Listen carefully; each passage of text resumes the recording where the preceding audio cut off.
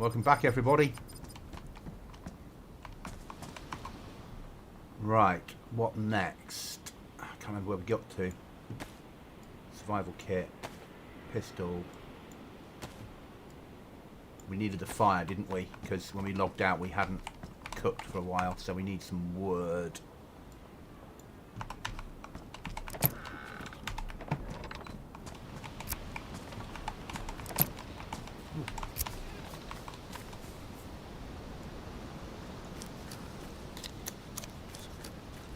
I wish the weather was better because we'd actually do some building.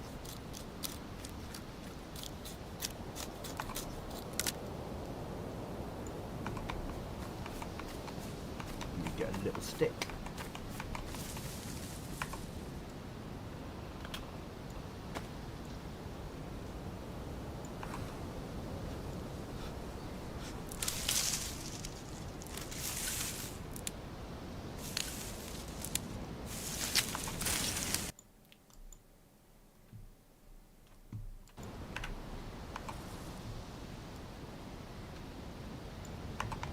And then we actually need some wood.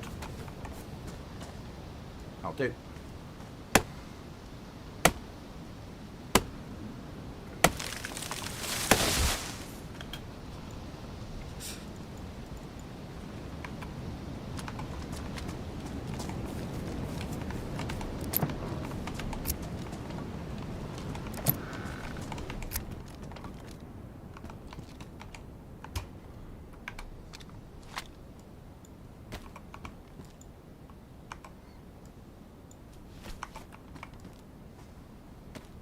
Base is coming on nicely, but we do have some work to do. It doesn't have anything anti-raid in the base at the moment. So we need to prepare for the problems that will come in soon. By building an L shape. Which will probably make more sense when I do it than me talking about it. And then we're going to move the code lock that's nearest to us further out, but leave this door in place. So when we've got another code lock, we can put it inside. Because it will give the visual impression we've got more doors than we have. Which is not necessarily a bad thing.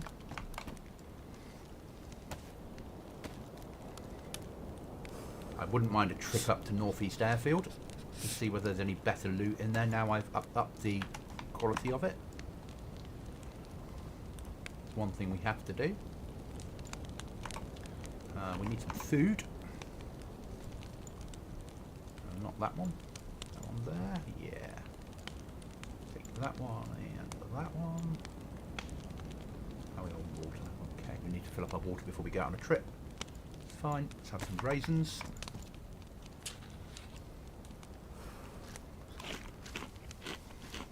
But base is all right.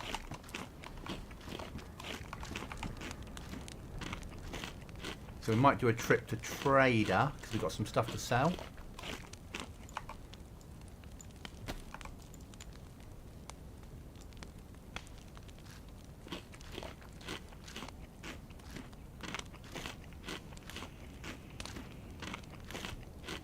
And then go from there.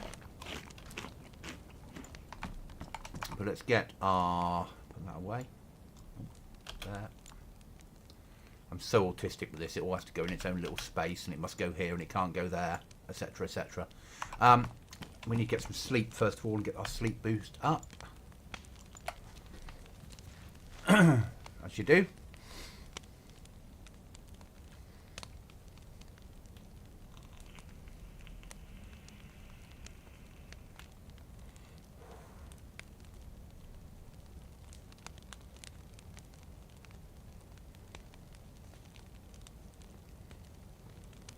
So we'll get a little boost to our sleep meter, and then we'll move out on the ground. Probably to Trader. Take some food with us, fill up water en route, that sort of stuff.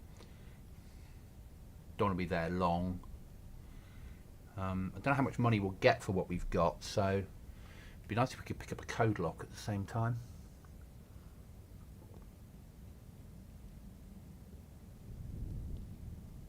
Though I'm tempted to go northeast airfield and then swing back via the trader and see if we can sell anything.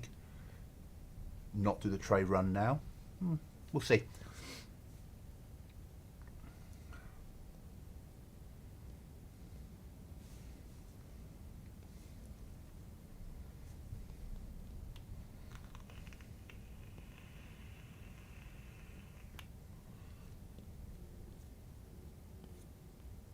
We do like to make a harder server. It's good. We've got had a new player came on today and come back a couple of times, which is really nice to see. Obviously, it doesn't suit everybody. I know that. You look at this server and you're like, if you're not ready for what I've made it into, you're not ready for this world. There we are. Maximum sleep we can get seeing it's daylight, but that's pretty good. Right, then if we're going for a trip up to Trader, so this is our for sale tin. Do we want to run in the circuit boards now or keep them for future? Okay. I do, we can repair our jacket. We might as well do that. Wherever we go, we're going to want to forget we can't repair the jacket. Plate carry, forget. Bergen. Okay. Forget about repairing the jacket. What we will do, can't decide, or do we? Yeah, let's go to Trader. Loot up a bit en route. What we got in there? Hi, Chuckles. Yeah, still doing the bandit look. I like the bandit look. It works well for this server.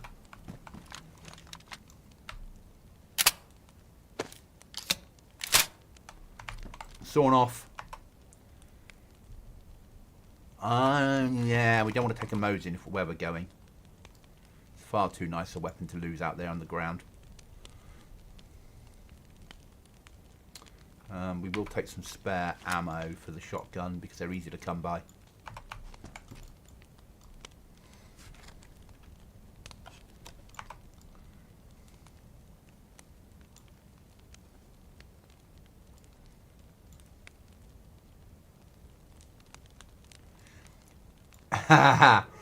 But when you see, so obviously the wallet is 6 slots, but will hold 6, 12, 18, 19, 20, 21, 22, 24 items, and it will hold some items that are not money, but you can't put them in there. You just try and pick them up and they suddenly appear in there for some reason. Well, I know why it's happening and I can't change it, but that's life. So I'm thinking about a trader. I'm thinking about a bimble up to the trader, but actually going to the airfield. So we need to take some emergency food with us. That'll do. But you've been on the server, I'd seen. I think we're okay there. We don't want to sell any of that. Oh, my loss then. Yeah. There I see. I mean, I've got, what have I got in there? 4,200 and some loose change.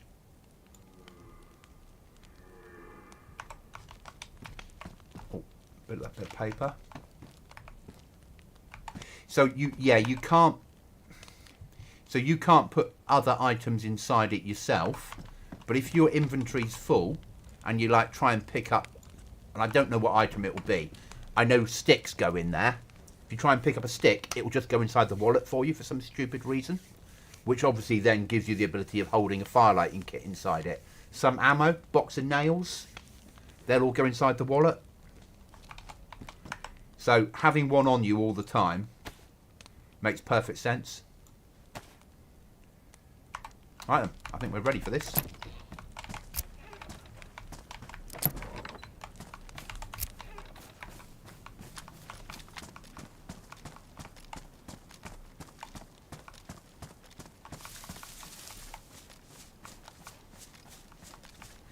It's difficult. I mean, you and I know Chernarus. We've run it enough times over the years. What I want to do is do a run up to northeast airfield now because I put an updated northeast in today. So it'd be nice to see whether it's populating with loot yet. It's had a couple of restarts, so it should be.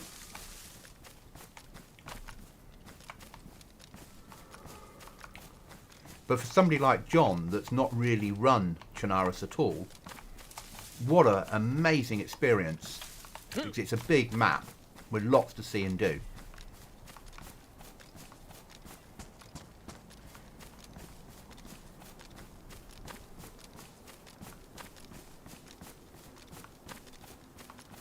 Yeah, so the MREs spawn on military only. Or you can buy them from the trader. But the MREs are great. You can also mix the like powder with your water bottle.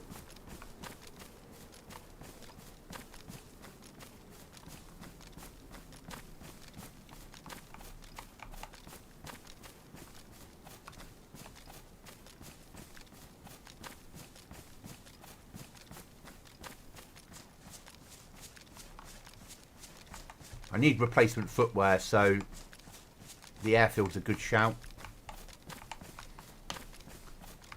See, getting footwear on my servers is difficult.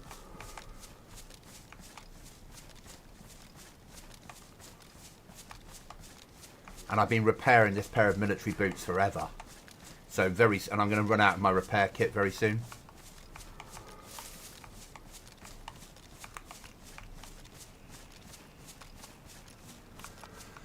Could also do some putty to repair my battle vest with, my plate. It's alright though. I love the server. It's my favourite run of the server yet, I think. And the plans I've got, if I can make this new event work that I'm planning on, will be out of this world. It's going to feel not as good as Deer Isle, but it's going to send you round the map looking for parts to be able to open a door to a hidden area with an event inside. Or using in-game mechanics. Which is why I put Northeast in, because I needed a aircraft hangar that later on I can lock down, so it can only be opened with a swipe card.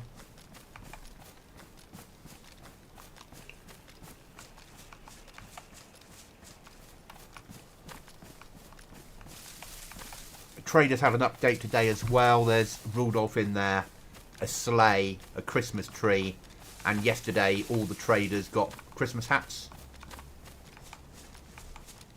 It's about as Christmassy as I'm going to get.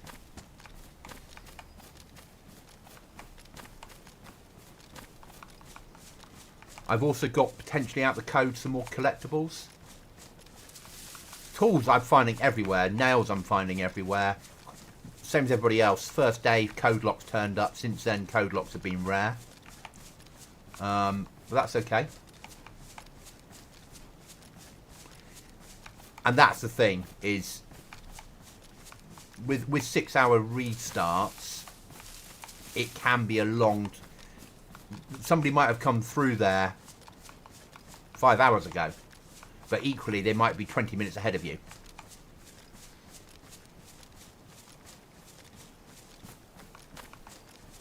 But I'm liking the map. I think I've made it's a good solo server. It's a nice size. I'm still trying to work out whether we're going to allow people to have more than 5 code locks, because it's a long wipe. It's 12 weeks, so it might be nice to offer. And if we do it, how we do it, whether it's a paid upgrade, so people go to the trader and they buy a license that allows them to have longer, have a license for their base that allows them to have more code locks. I just can't decide how to do that yet. Something I will work out in time.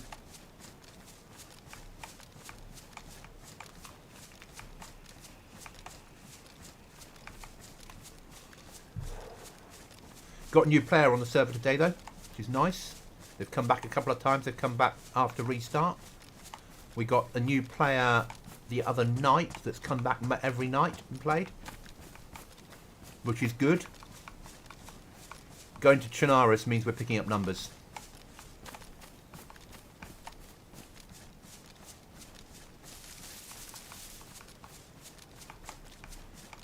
And then once I've got this new event working, which will be done this week, basically, once that's all up and running, I'll add in some more content for people.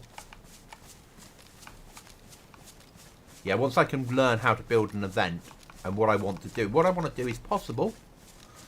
It can be done in the events. I just don't know whether I have the skill set yet to do it. But once I get there, it means we can make events. And when we can make events, we can make some really special stuff on the server. I can have C-130s crash and such like a heli crash. But rather than have a heli crash, you can hear a aircraft go down, and it could be a C-130.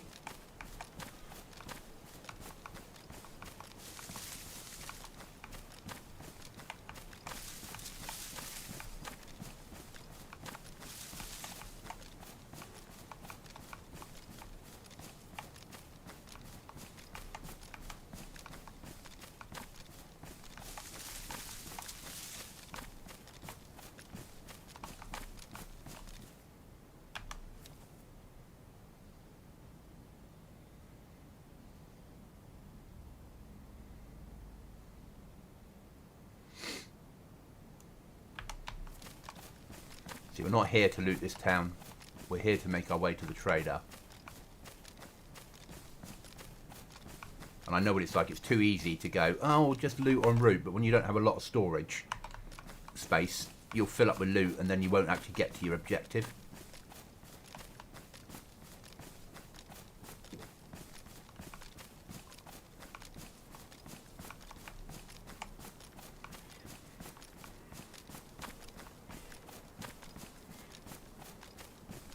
That being said, we will check the little shed in case there's a code lock in it.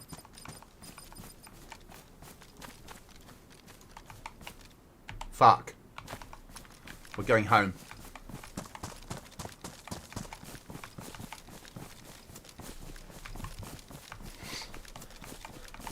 I really didn't expect that to happen.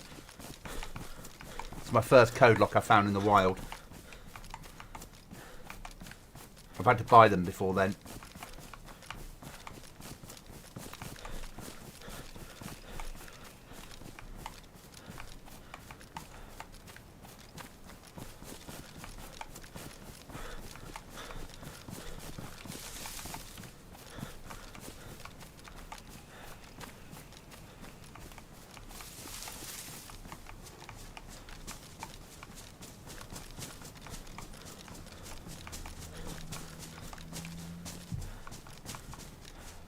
Chuckles, Cookie and I ran a few hours on Survivalist last night, and we ran into VMC, and someone had put tripped grenades on buildings and took Cookie out. It's interesting, interesting.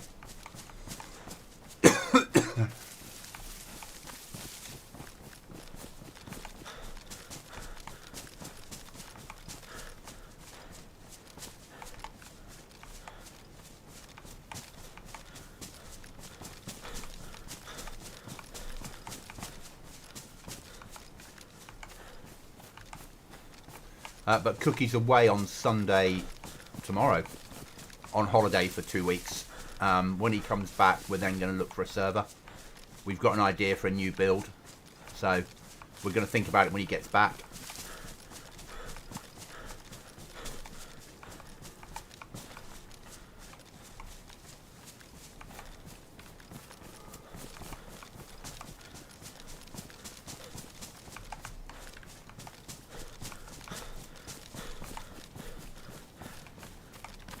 So you have got collectibles on here that you can run to trader to make money. When we get home, I'll show you, so you've got an idea of what you're looking for.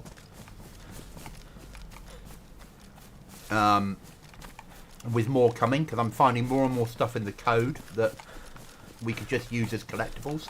Easter eggs is a prime example. We could spawn the Easter eggs in and have the trader buy them. And we could put them on event loot. And have them as high value. At the moment we're using circuit boards, of all things.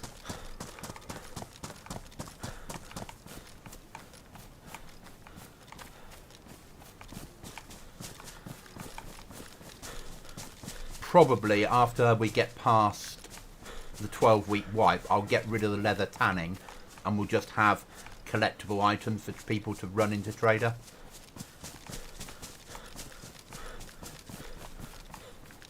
Or we'll find something else, because people aren't really hunting animals and making stuff. Looking at the logs, it's not happening. They're earning enough money doing other things, so they're not really needed.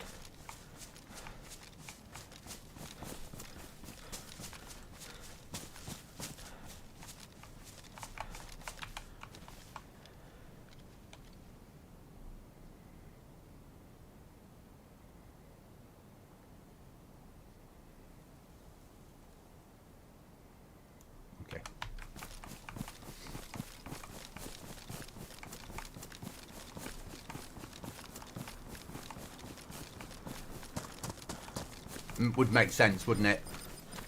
There is a mod out there for keeping chickens, though, where there are chicken eggs that you can have, that you can eat, or you can incubate in an incubator and breed more chickens. I can do that without a problem now. I can make anything in the game searchable for loot.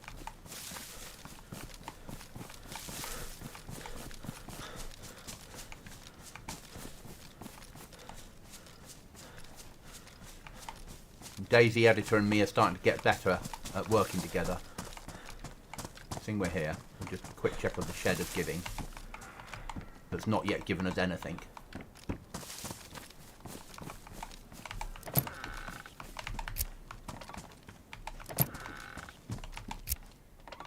Right, base building.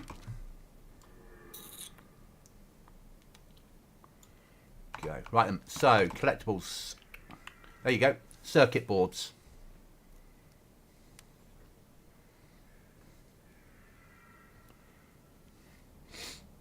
Trader likes circuit boards. That's my this is my for sale barrel.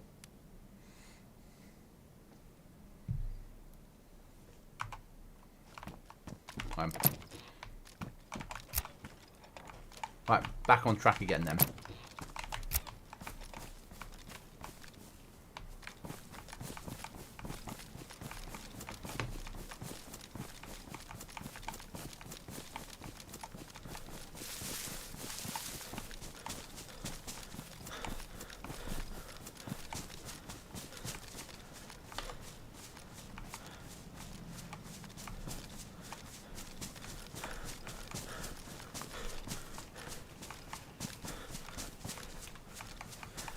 We can now look at building our first L shape for anti-raid,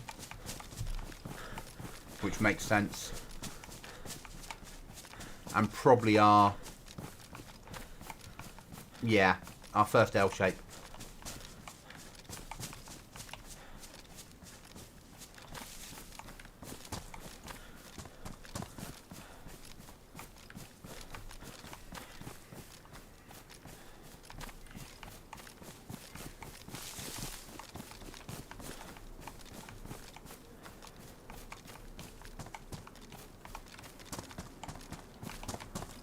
It's just using an expansion file because we don't use the parking meters because we don't have vehicles, and I have no interest in people being able to hide vehicles. But by having that as a mechanic, I can use any of the loot out of expansion. So I've brought the circuit boards in and have them spawn in event loot only, which means that people can find them and run them into trader. Seems like a sensible option for them.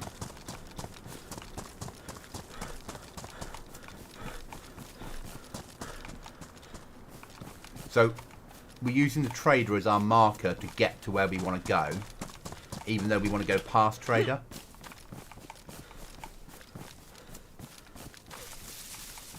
As I said, we're aiming to hit the airfield.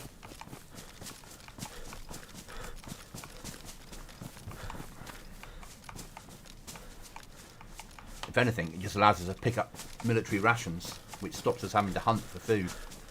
I don't even bring the fishing rod out now. I use it in base for fishing. I'm out in the ground and I need food that desperately. I'll go and find some clothes and make some rope.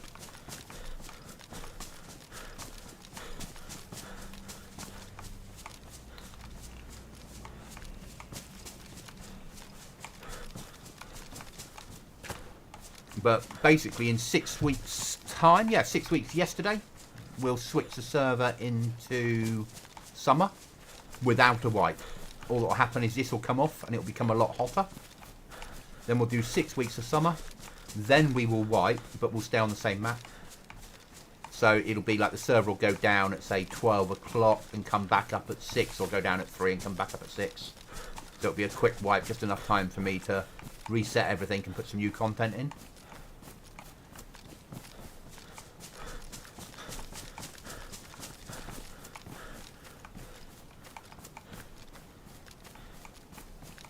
But I can't see more mods being added now. I think I've got the mods where I want them.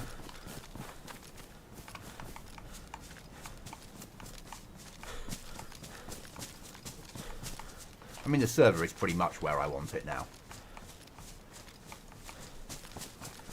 Could do with being slightly colder. But there's no way of having different levels of cold as you move up the map, which is such a shame.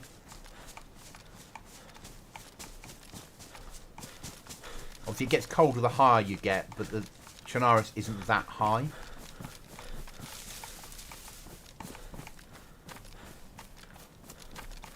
We got a stick on our back. Why?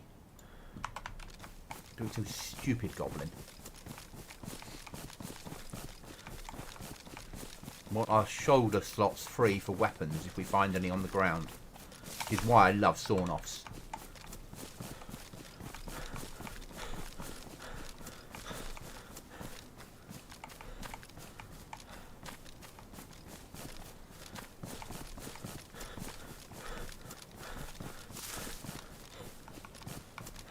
Obviously, you need a flag up to build. This wipe, people can't steal your flag. Probably next wipe, when we get past the 12-week point, we'll have it that you can take over someone's base by getting to their flag and cutting their flag down. Just because it will make it a harder environment to fight in. And you're going to have to then think about having enough stuff to secure a door before you put your flag up.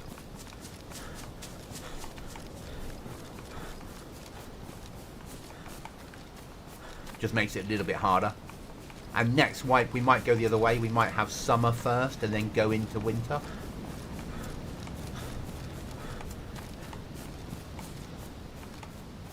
Because then we can play with the whole winter is coming.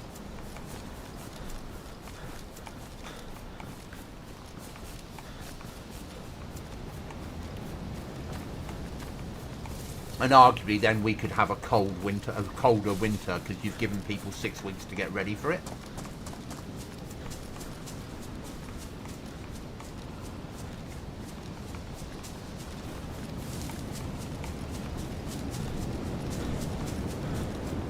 But I love how Chernarus looks like this. I think it's such a nice looking map.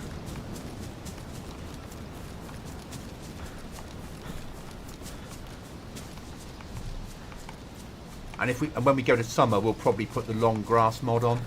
So obviously winter will go and the grass will grow. So again, I like that mechanic.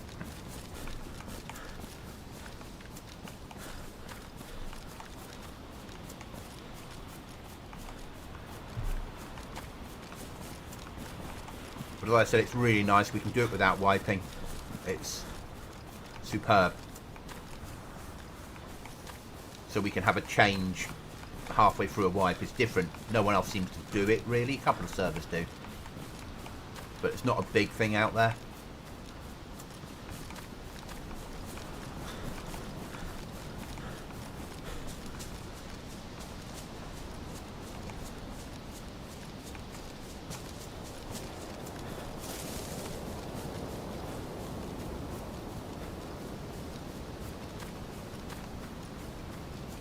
One of the things I'm doing now as I hit a town is I'm looking for flags.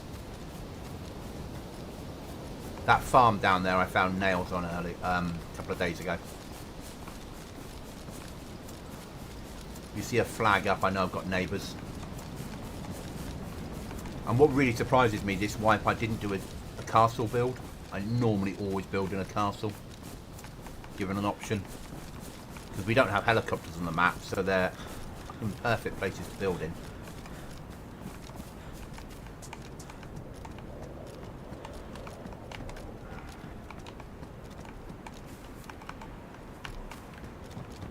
Obviously a severe lack of loot.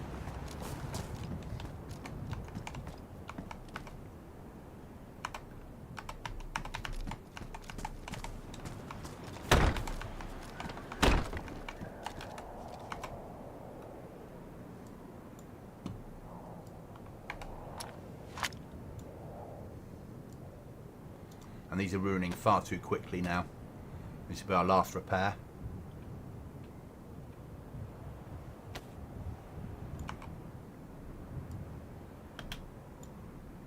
So we now need replacement footwear. Hi, John.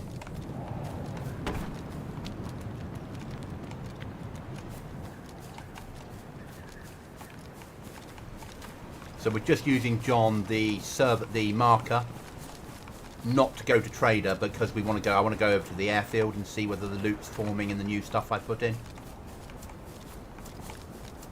And it's more fun to do it in stream than it is just to fly in there 300 meters off and walk in with God mode on.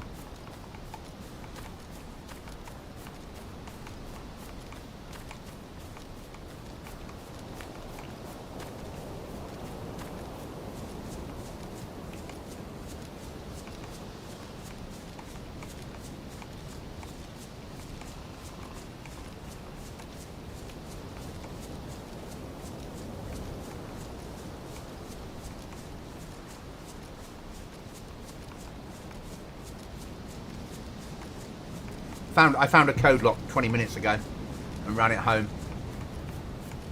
So yeah, everything's spawning in like it should do.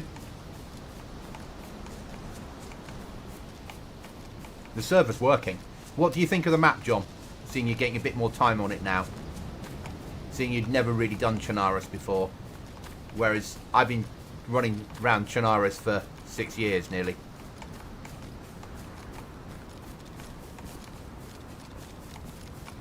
It's a big map, and there's a lot for you to experience on the map.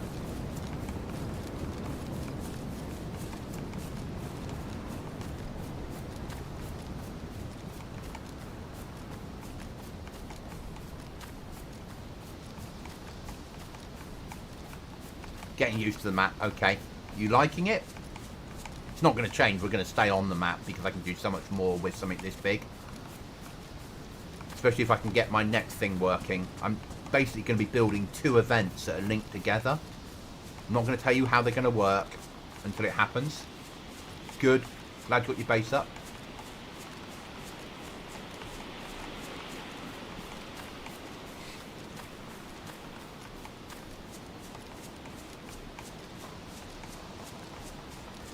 But we're going to make our way past trader and then down to airfield, so we'll probably go this way round and in. Good, I'm glad you're enjoying it, mate. I was saying earlier on chat before you came in, we're getting some new players on the server. It's starting to happen. Since we've gone live, we've had 3 new players on that have been coming back, but 2 on a regular basis, which is nice.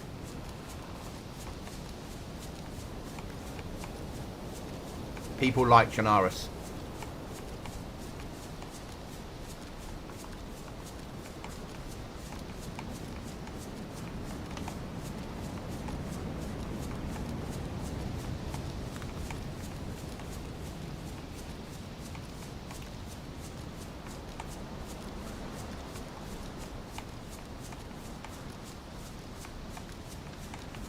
Two of the players are coming on through the night, but one of the players is daytime, UK daytime, which bodes well.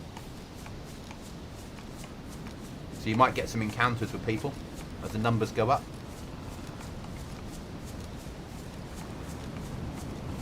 Yes, there is that. But you knew me, I wasn't going to tell you. There's a fair chance that in time, all the collectible items will be sellable to the trader. But I've got to work out how I'm going to do that. It might not be this wipe, it might be in the summer. Because I've got Easter eggs to put in, or like proper Easter eggs to find. Maybe the gold weapons. But I might have a separate trader that only deals in collectibles elsewhere on the map. In like a really dangerous area. So you have to run your collectibles to that trader. But you can't buy anything and then run your money to the other trader to buy things. Potentially.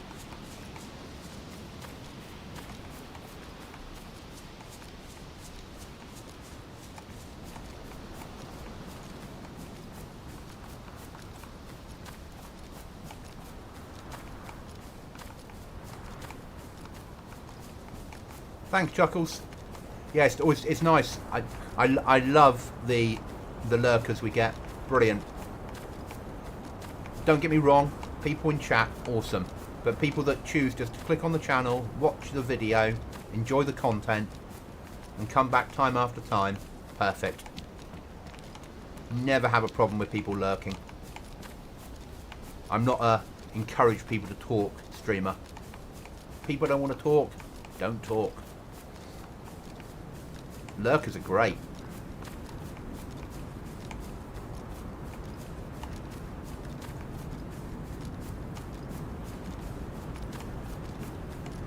My averages are going up, certainly. Since I hit the 500, my averages are increasing. And we're going to need a fire. And I hate doing a fire out on the ground.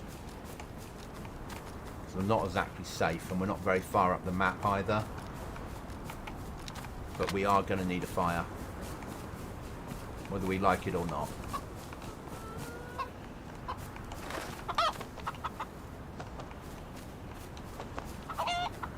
Up a fire, we might have some free dinner.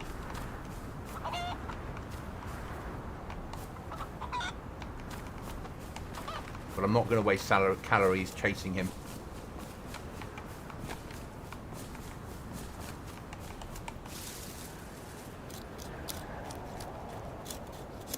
Hi, Critical. How are you?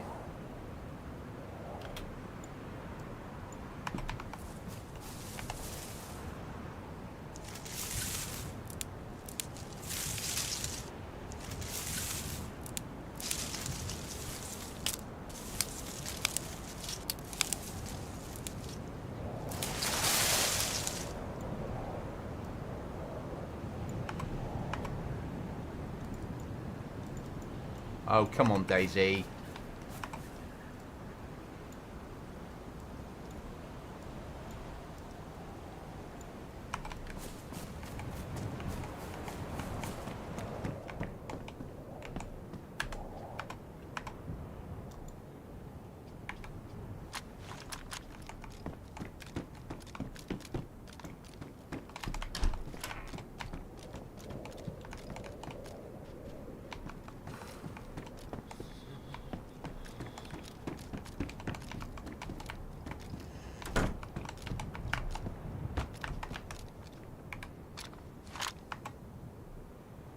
Yes, 5 PM tomorrow.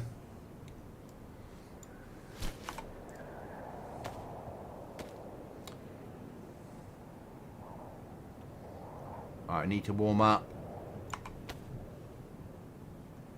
It's one of those servers where if we don't get warm, we are going to die. Hi, Brash. Ah, 2 weeks off. Enjoy your 2 weeks, mate.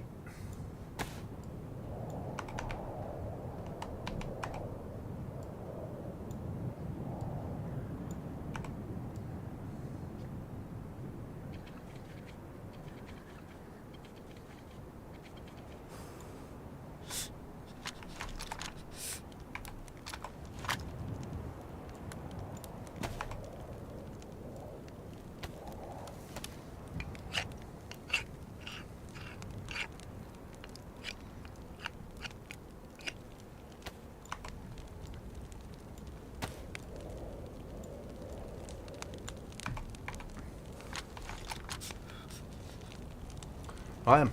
Let's get some heat on.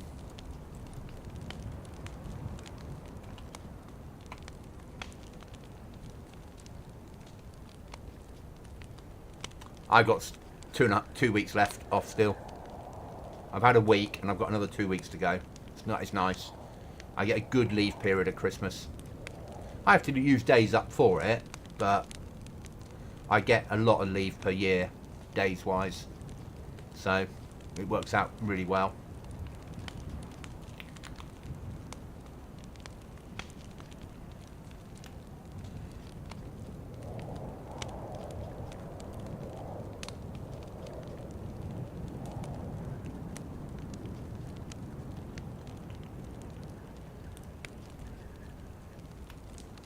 Come on, we need a few more plus symbols so we can push airfield.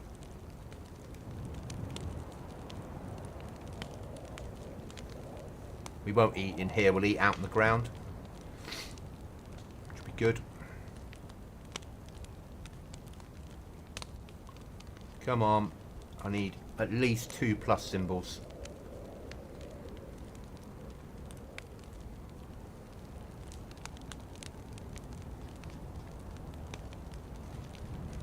We're running the bandit look, Brash. We're doing the whole I'm a bandit.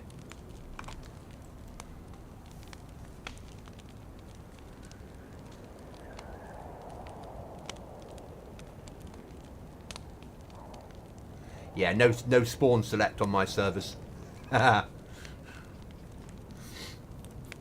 So when you do choose to live somewhere, you might spawn a long way away. But that's fine. You can have more than one base. So ultimately you could build a second base. You could build a couple of bases in the middle of the map, lower, middle of the map, east side. So when you spawn in, you go to your emergency base, warm up, eat, get dressed, and then move out to your main base. Right, that'll do. We're yellow.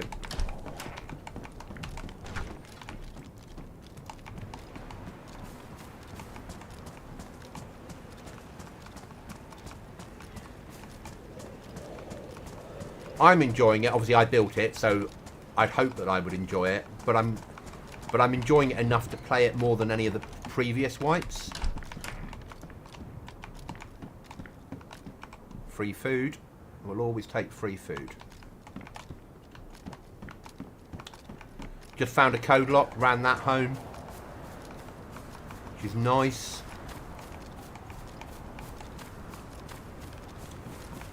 I'm off to inspect Northeast Airfield tonight because I've done an upgrade on it today.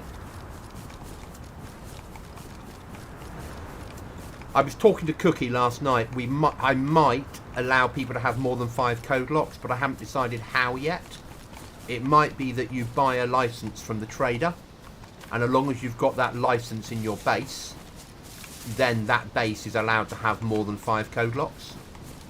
So there would be a cost implication in going from 5 to 10 code locks. And then from 10 to 15, or however we decide to do it. I think probably 10 would be a maximum.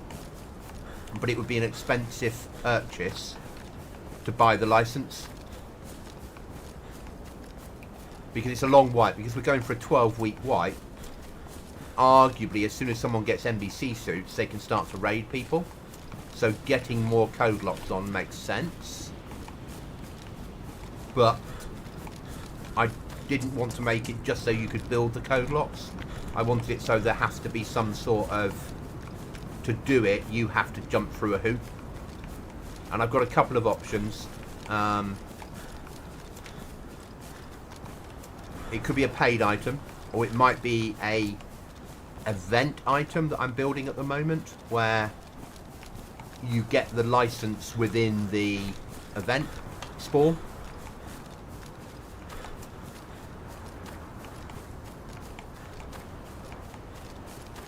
And then that would allow you, so you have to work to get that license basically. Because by having it as a license, I know what that object is, and I can check the whole map to see who's got that item. And if someone that's got 10 code locks doesn't have the item, I can then take all their code locks off for cheating. Yeah. It's a very easy way of me working out what people are doing.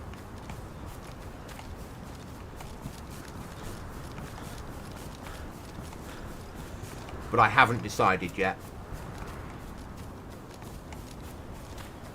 I've given you 100 meters to build in, you see, as well, so you could build big bases. And some people might prefer to stay covert, some might not.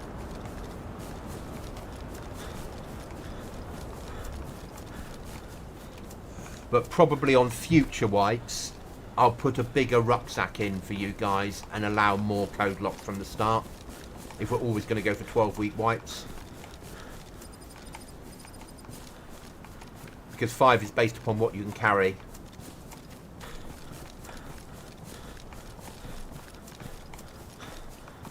Or we'll put a different method of raiding in as well as code locks, maybe sledgehammers. And just have it last a long time, so it's not a quick process. I don't know yet. I'm still chewing it over in my head.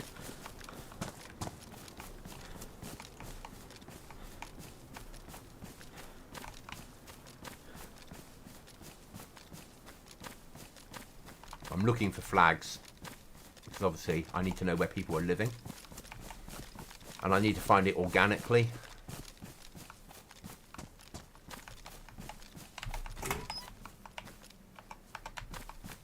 Not fucking walking a barrel home from here.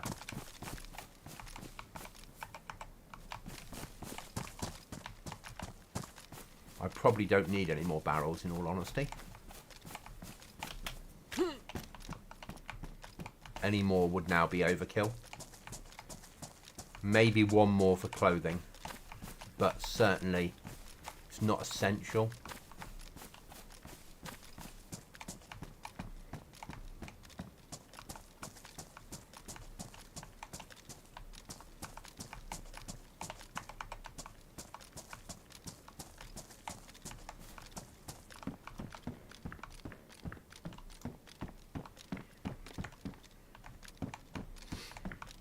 Hi, Fire.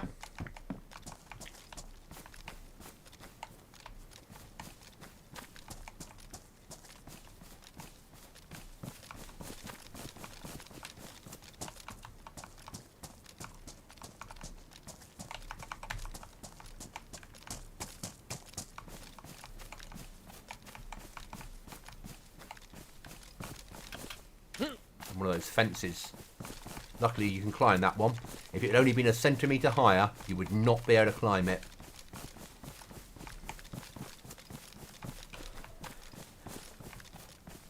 Yeah, not walking a barrel home 4.5 Ks on this server. So, as I said, we're looking for flags. Because I like to know where people are living close by to me.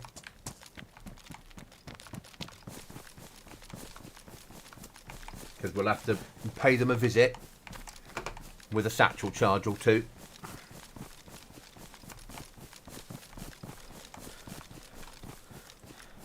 But today's trip, initially, is Northeast Airfield.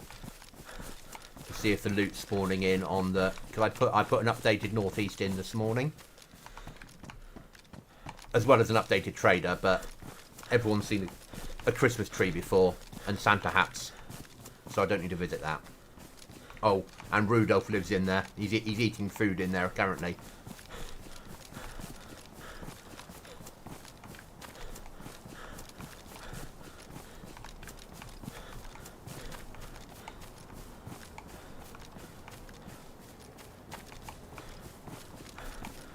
And the reason we did the updated Northeast, apart from the fact that Northeast Airfield in DayZ Vanilla is awful, is because I've got big green hangers in there, and the big green hangers I can make use of, would be the best way of putting it. Because at some point we're going to, hopefully if I can get it working, put a event, well, without giving away what the events will be, there'll be 2 events that are linked together that will send you to 3 or 4 locations on the map, and you'll end up at Northeast Airfield having to open a door. That's what I'm aiming for. And then behind that door will be another event that will give you a prize. And that's what I'm trying to plan at the moment. Which is my main aim over Christmas Eve, to get that up and running. So we've got some end game content. It's a chimney, not a flag. I would hope nobody would be building in there. It's a bitch to fucking to lock off.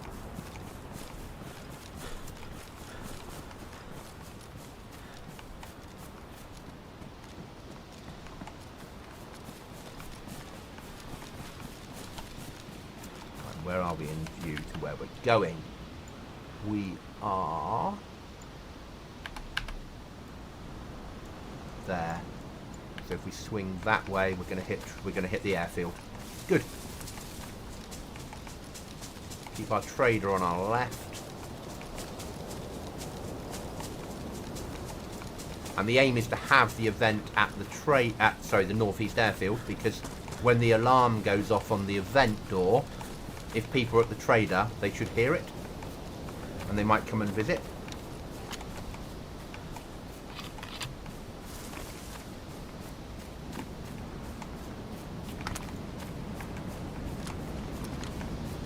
Also, by upping the military in Northeast, it's not going to be high tier, so it's only going to be tier 1, 2, maybe a little bit of 3, but at least you've got a chance of finding rations in there and military loot, which is good. Out to the 10 people currently watching, thanks guys, massively, massively appreciated. Thank you.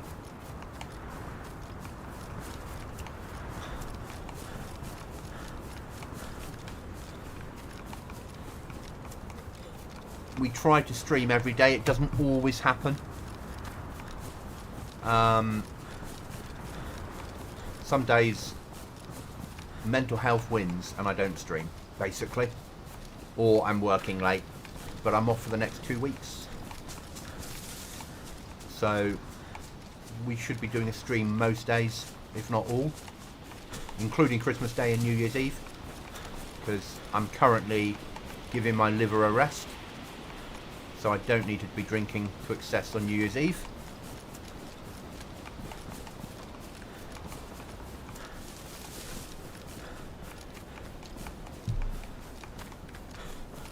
There's a trader at the top of the hill up there. We do obviously have a Mosin in camp, but we've left it there. No point bringing it out on this run where we're just doing a recce. If I was pushing into high tier areas, I might take it.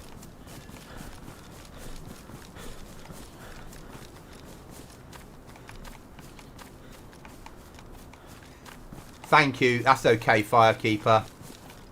I thought that a Christmas card is a Christmas card is a Christmas card, but I thought something like a bag of fizzy sweets, I think they were retro fizzy sweets, is the last thing you'd ever buy. But you probably enjoy the E numbers.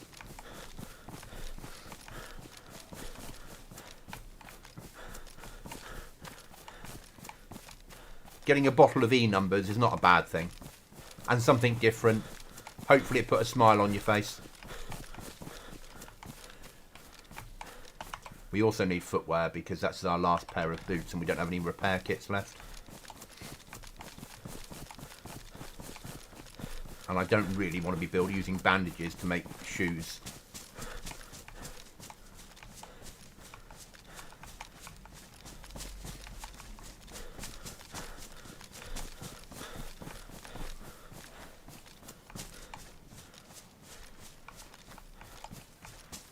I don't think Fire's played it yet, John.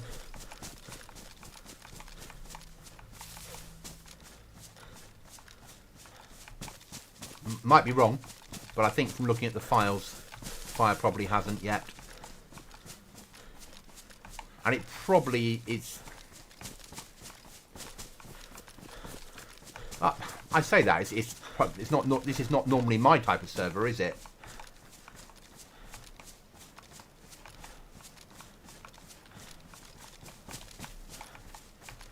Yes.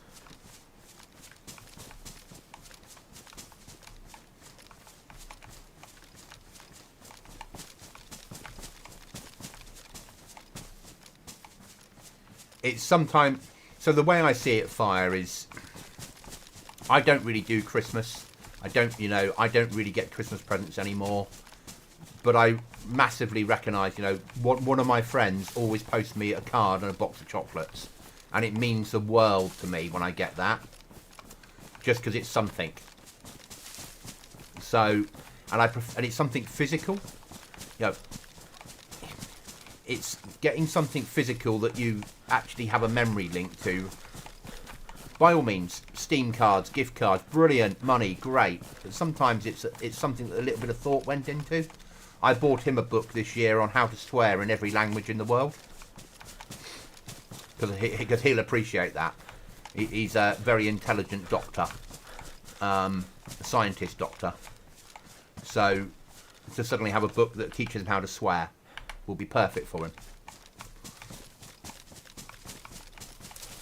And for you, it was fizzy sweets in a bottle, because I thought you'd appreciate them.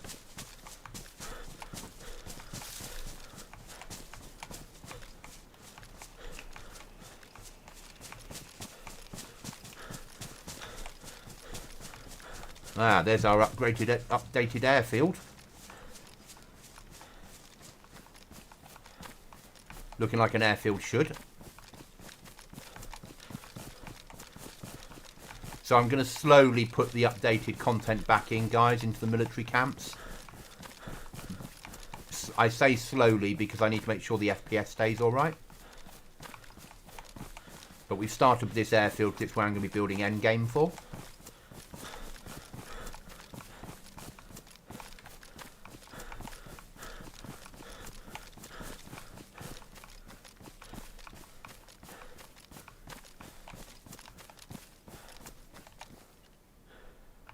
Not ready to use garden lime for stuff yet. Excellent. I didn't know what the bottle would be like. I had no idea. Oh, we'll take an axe. We'll always take an axe. Actually, arguably, we'll take disinfectant spray at the moment because we're running low.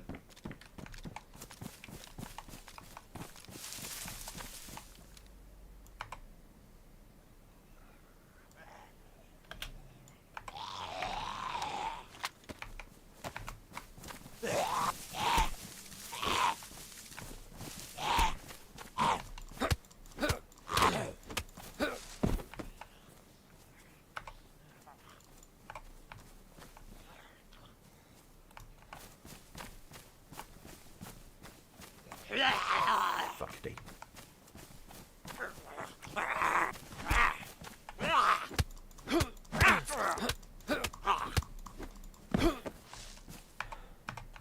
When I was running with Cookie last night on Survivalists, we were having a fire because it was freezing and we were slowly dying. And then Cookie suddenly ran off and I'm like, why has he run off? He dropped a bloody flashbang in the fire for me. The nasty little Cookie.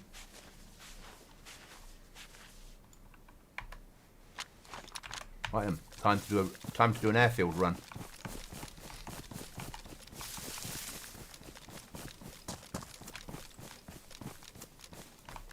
Got to check a shed before you go, haven't you? Might be a code lock. No, there's a fucking glass bottle for water. I'll have that.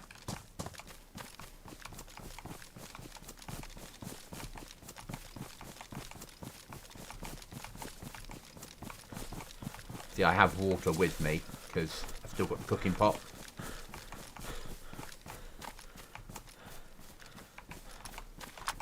Right, before we go in, we'll have the peanut butter.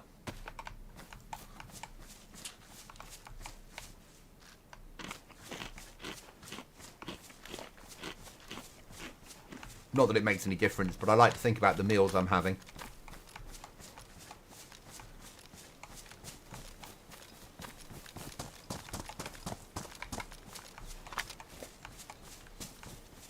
And unheard of for me to be running with a pistol.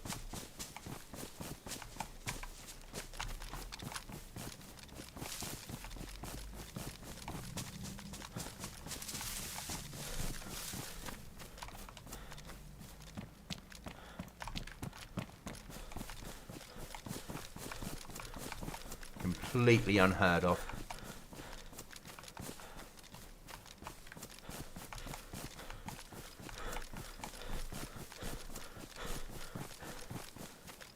So normally if you're, John, because you're not used to Chernarus, normally if you, in vanilla, this airfield is a civilian airfield with some medical tents and that's it. So all these military buildings that are here are me putting them in. But most servers will run this airfield with some sort of build on it.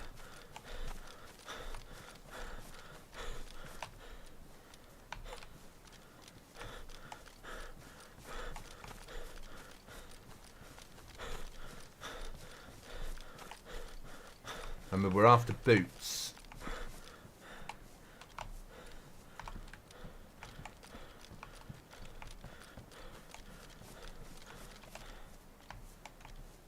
As I said, it might take a while for the loot to spawn in.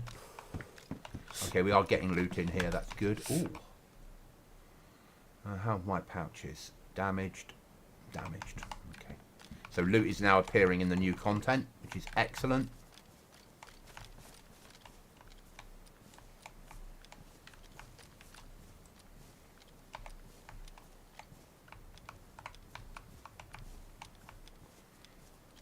But a bitch of a scenario because it's big open.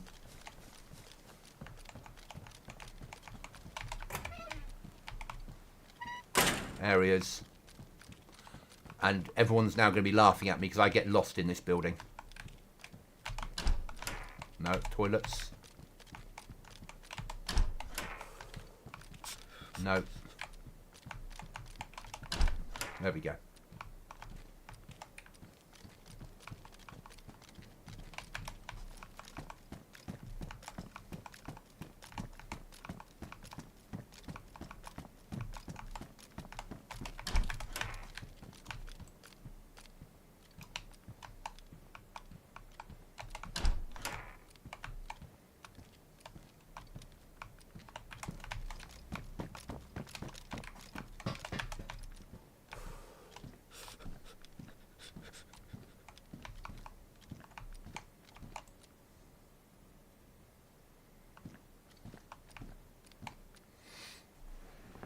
I'm happy it's spawning loot.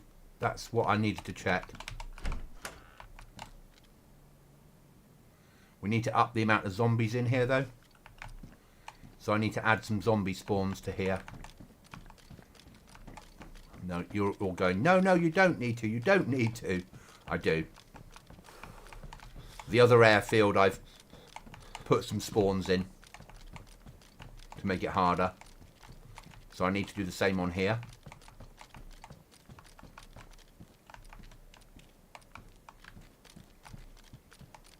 Otherwise it all becomes too easy. And that's the last thing you want.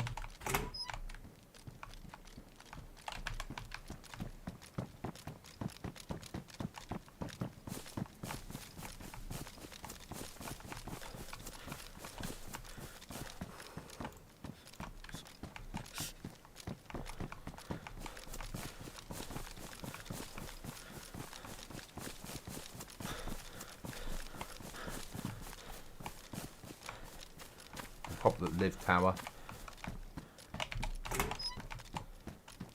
There's always a chance of, oh, ATOG. We'll take that. It's a good weapon, good scope for the type of rifles I prefer.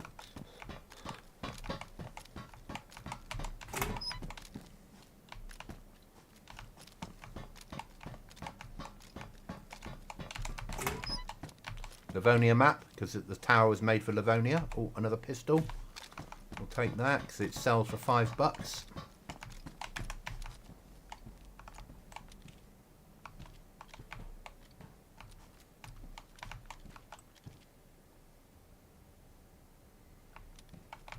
So one of those big green hangars is where the event will be if I can get it working.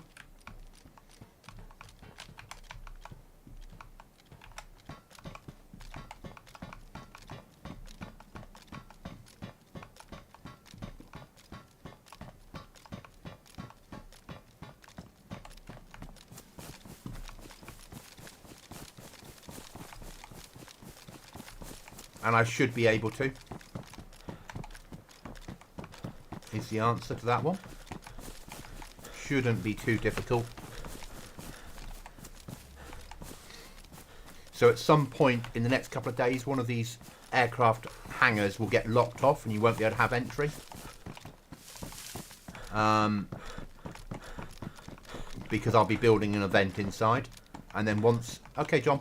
And then once the event's finished, then you'll have access to it again. Oh, too much for him, I suppose.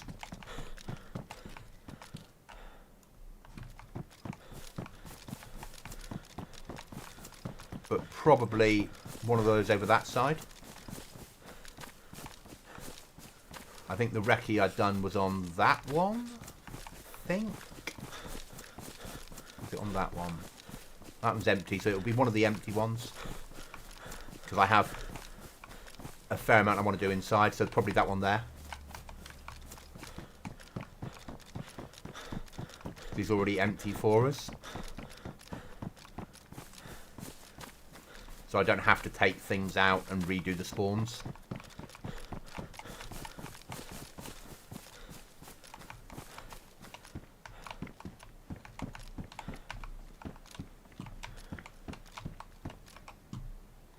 Another pistol. As I said, it is a low tier military camp. This ain't endgame military. It will become endgame military once I finish this event, if I can get it working.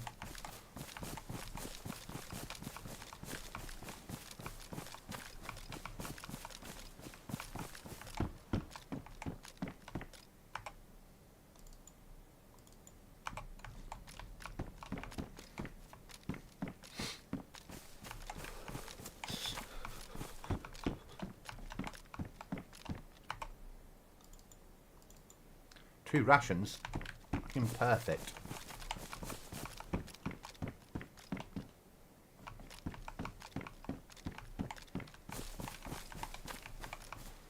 Little bit of a pistol range there. Dog agility course.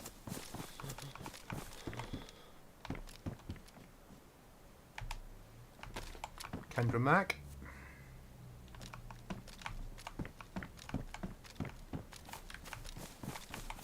So tents are the way to go.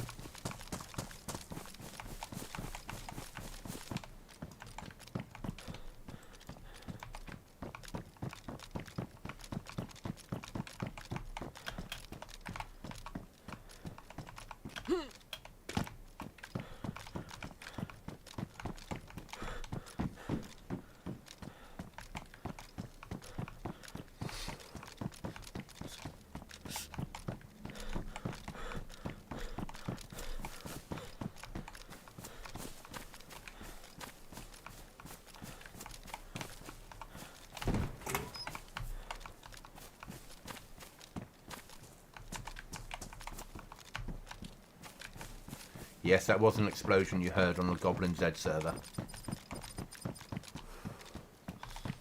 Medical tents. Ooh.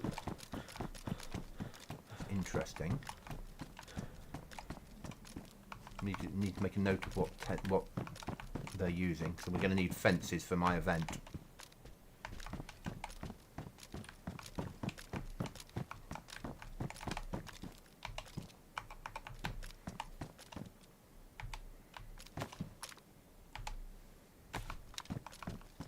We'll always take meds. We don't need it. There we are. First problem. We're now full up of loot.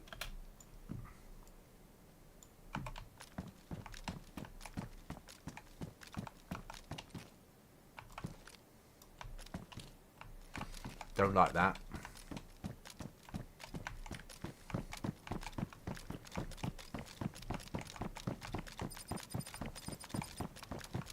Could have done with finding some longs.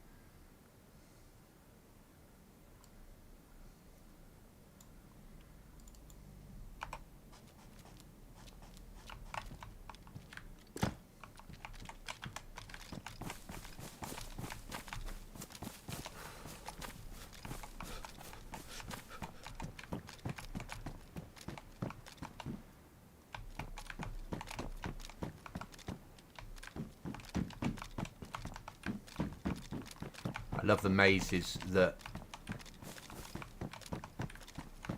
you can build inside when you start doing custom stuff and force channel players. It's a bitch, especially if this was full-on PvP map.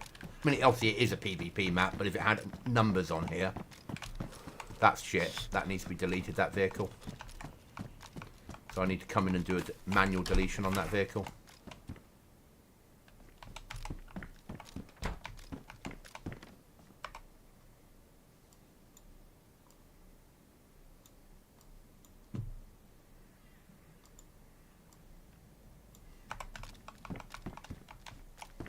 Which is a shame, but it's the only thing I found so far that's a problem.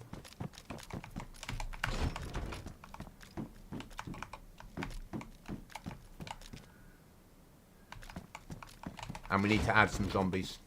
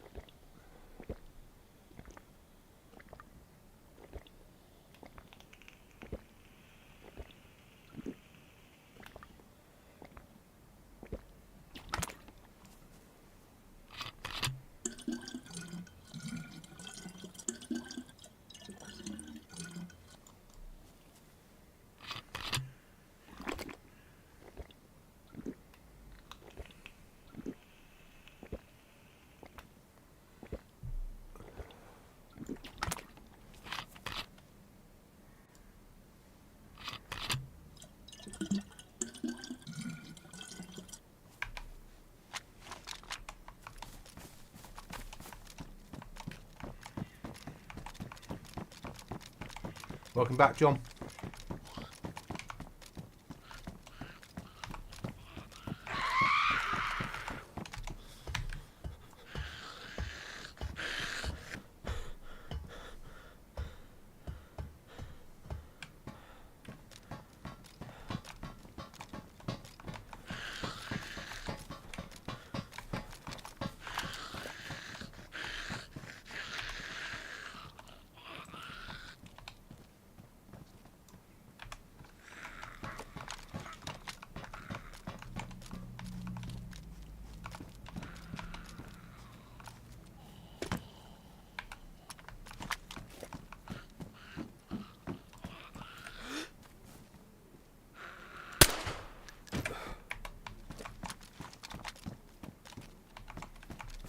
Let's extract. We're full of loot. We didn't get any weapons, like big weapons. We only got shorts, which is a shame. But still, we'll push trader, sell the weapons we don't need.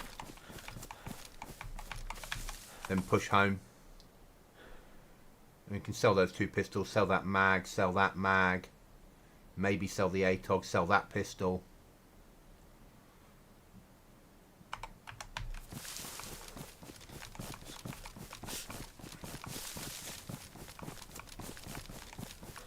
And we'll need another fire because it's a GoblinZ server.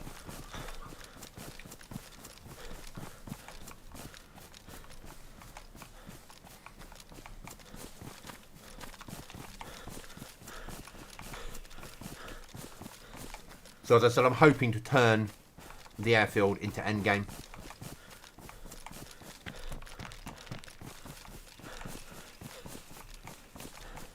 That's the aim.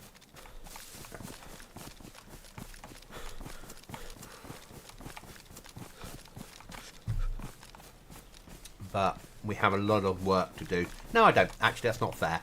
I have about 4 hours of base building to do in DayZ Editor to build the endgame area. And then I have about 3 scripts to write and test, which is why the building will be locked down so you can't get inside, so I can test the scripts inside without you guys being able to see what's happening in there. Because obviously I'll have to do it on a live server. once I've tested that and I know it's working, then I then have to build the steps to get you to that point. But once I know that works, then I can use that to build the steps. So one of those hangars will be locked down. It will have a Livonia swipe card access door on, and there's no swipe cards available on the server, so you won't, and there'll be no lock on the door in case anyone's found one, because it's come in with, because it's done a DayZ on me. So you won't be able to get in or out.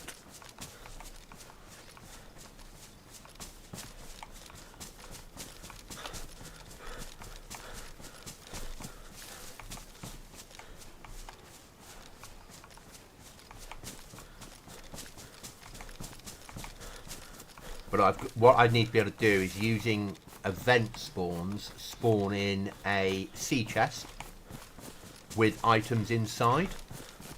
So then you can have a prize when somebody gets within 300 meters of the building that spawns in each time somebody new gets within 300 meters or moves away.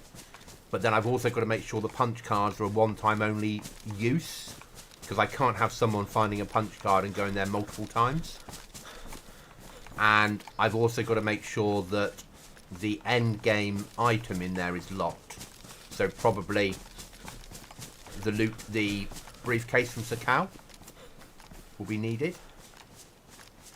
So there's lots of steps I'm going to have to jump through to make it work. But first of all, I've got to build the internal area so it fits into the vision I've got.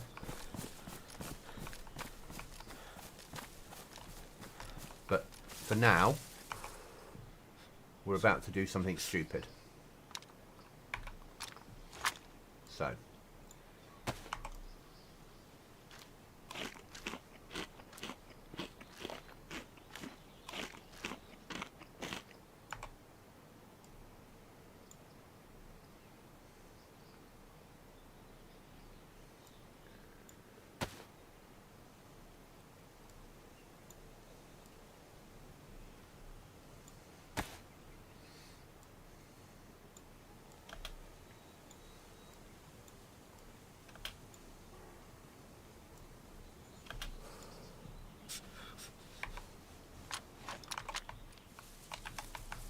thanks, Critical.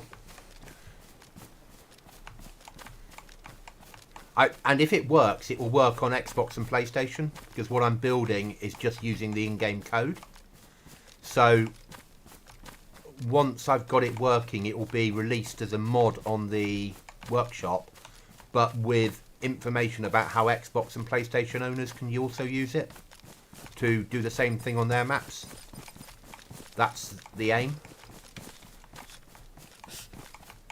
And it's not a mod in the true sense of the word. It'll be on the workshop with instructions rather than this installs as a mod, because it involves manipulating code. But now let's make sure there's no fucker in here.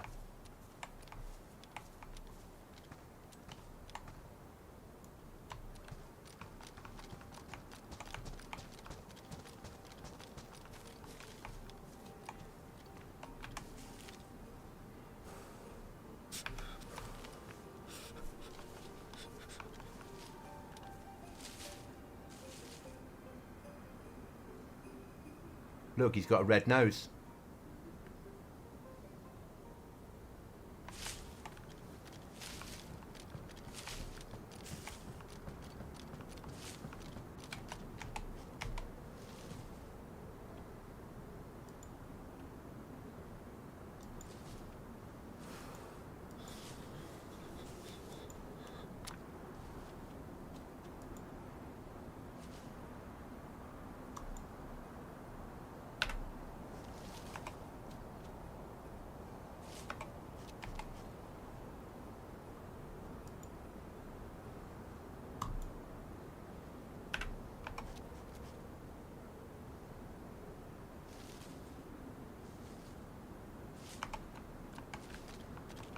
Not that one, you can't.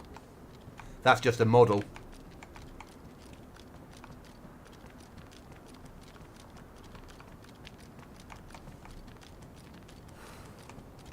The real one out in the world, you can.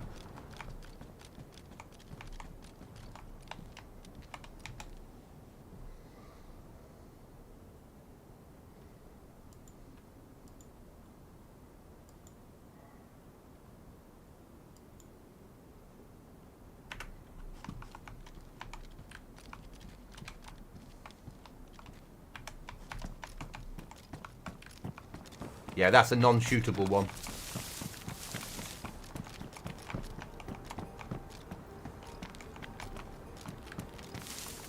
Oh, also, I've left now, but Santa crashed and left his sleigh behind.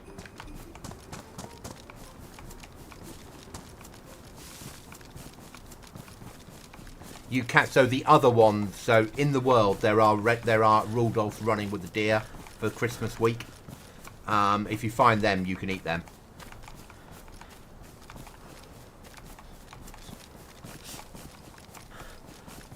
I don't do Christmas, but I realise that people play the server might. So my traders have Christmas hats on. There's a Christmas tree up. Rudolph happens to be sat there. And at the moment, spawning in the world is Santa hats and Santa beards, which Santa's lost. So if you run them this week to Trader, Trader will buy them off you.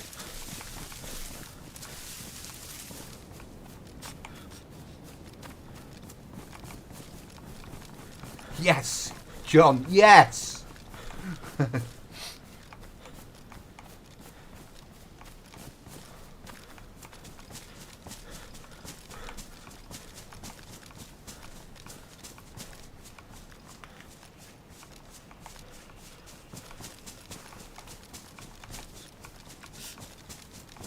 We are cold, so we're going to need to think about a fire, which again is a bitch.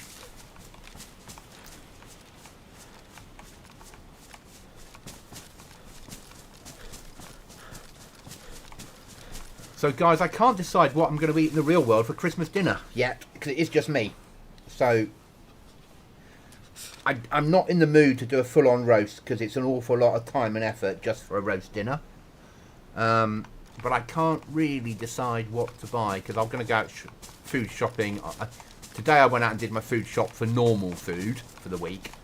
But Monday I'll go out and buy Christmas dinner. But I can't decide what to have. I really can't. But I miss not having a roast. So there is an element of I'd like a roast, but cooking a roast for one person is an awful lot of time and effort. John's having roast lamb. A good roast lamb's amazing.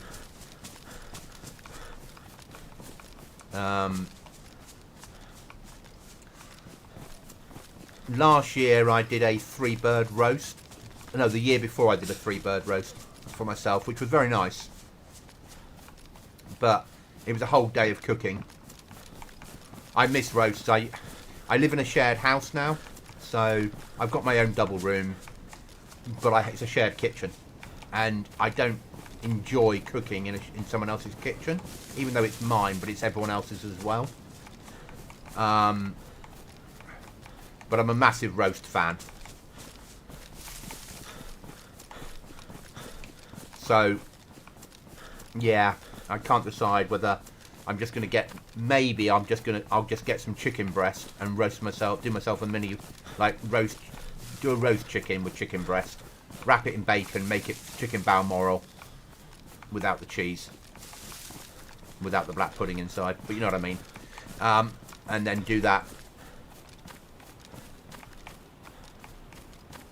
Do some pigs and sausages, do some Yorkshire puddings, some roast potatoes, some gravy, Christmas pudding, microwave one because it's easy. Yeah, I'm also massive. I'm a massive fan of roast potatoes and gravy and meats. So the nicety about it's just me I'm cooking for, and everyone's like, "You didn't have any vegetables." No, don't like them. Well, I like roast onions. But yeah, I'll decide. I'm still chewing it over. Though I'm tempted to go to Iceland and get that 4-person roast for 21 quid. Because that's like a week's worth of food for me.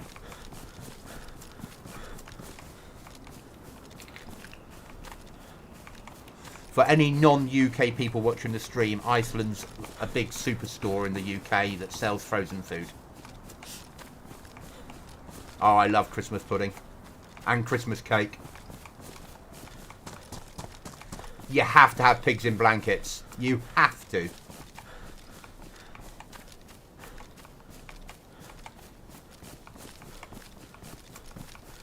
And it's the only time of the year that I'll stomach cranberry sauce. So you've got to have cranberry sauce. You can keep your sprouts. I have no interest in sprouts. The nearest you'll get to vegetables is maybe I'll buy some carrots and eat them raw.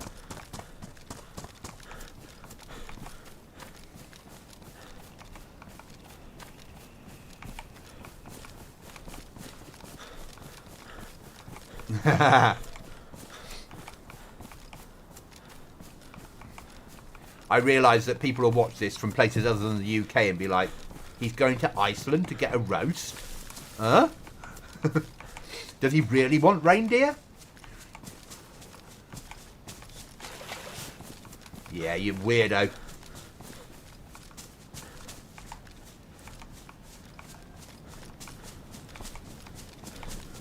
But then you used to be a chef, so your sprouts probably taste nice, John. Whereas growing up, my mother and grandmother thought that all vegetables should be cooked for hours and hours in boiling water until they were mushy and lost all flavour. No wonder I hate the things.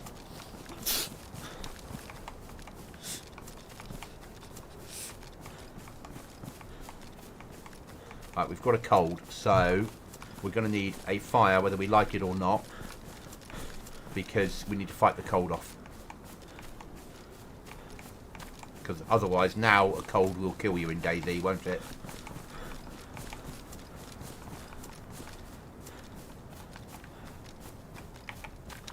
Didn't used to be a problem, did it? A fire in DayZ used to be quite normal. Sorry, a cold in DayZ. You'd get a cold and you'd come out the other side quite happily.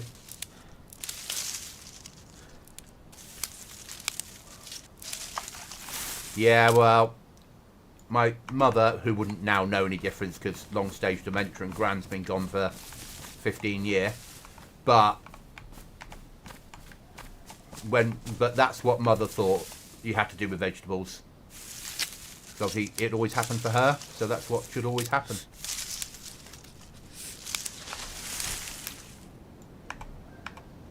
Come on, game. Thank you.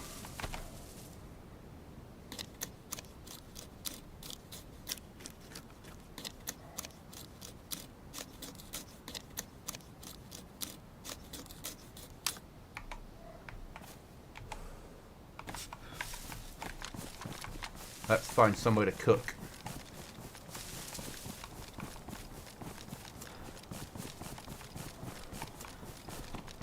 That's off the beaten track.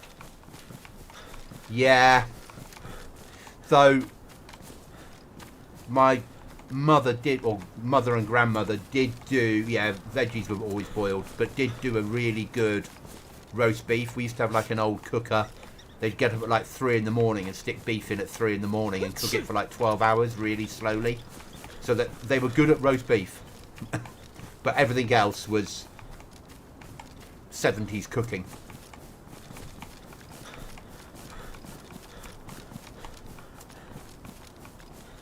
Yeah, I'm the same. I'm very grateful for what I had. I mean, I enjoyed it. But when I cook myself, I certainly do cook differently.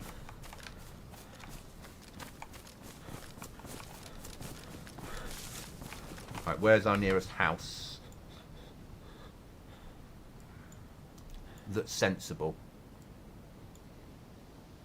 There isn't one.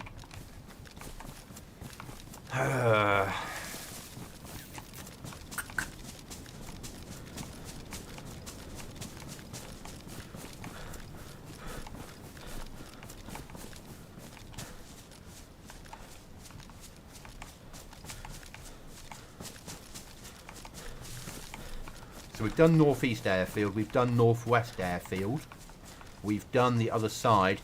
So we know we can move the whole map. We haven't done a run to Tissy yet, but we're not ready to fight our way into Tissy yet either. Because we've got nothing really that will defeat a bear on my server. Obviously the bears I have are enhanced. We have two bears. We have Cocaine Bear, which is 4 times stronger, and we have Crackhead Bear, which is 8 times stronger than a normal bear.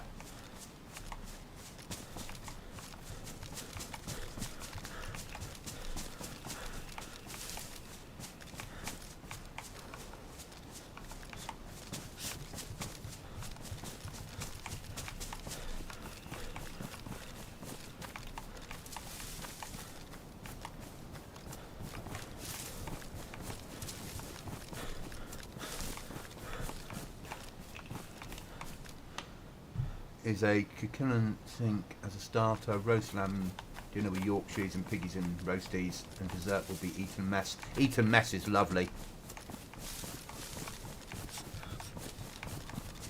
And roast lamb, I used to years ago manage a care home, and one of my members of staff was a New Zealander, a Kiwi, and whenever we had roast lamb, he would go, right, can I cook it for the clients? And be like, yeah, of course you can, you know. Other staff would be happy not to be in the kitchen. And what he used to do was cut the roast lamb and roll it flat, fill it with herbs, roll it, and then cook it for like 24 hours really slowly, and it was divine. My go-to roast is normally chicken or pork. But when I do chicken, when I used to do it, I haven't really done a proper chicken in years now, but I would open up the skin and stuff it with garlic and slow roast it with garlic inside it. But I love pork. I love crackling off pork, so I'm the sort of person that would happily just buy crackling as a wanner and add it to every meal. And Yorkshire puddings should be with every roast.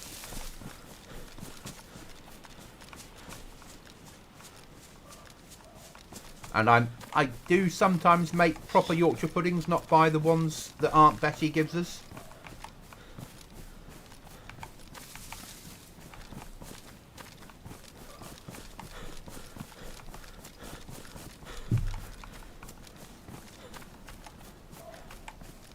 But equally, I might just go and buy a £15 in money steak and have a nice bit of steak with chips and onions on Christmas Day.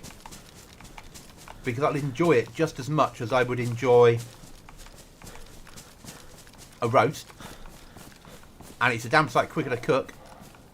Do some oven ready chips, like beer battered ones, bit of steak, some onions, and a Christmas pudding, which for me would be an awesome Christmas dinner.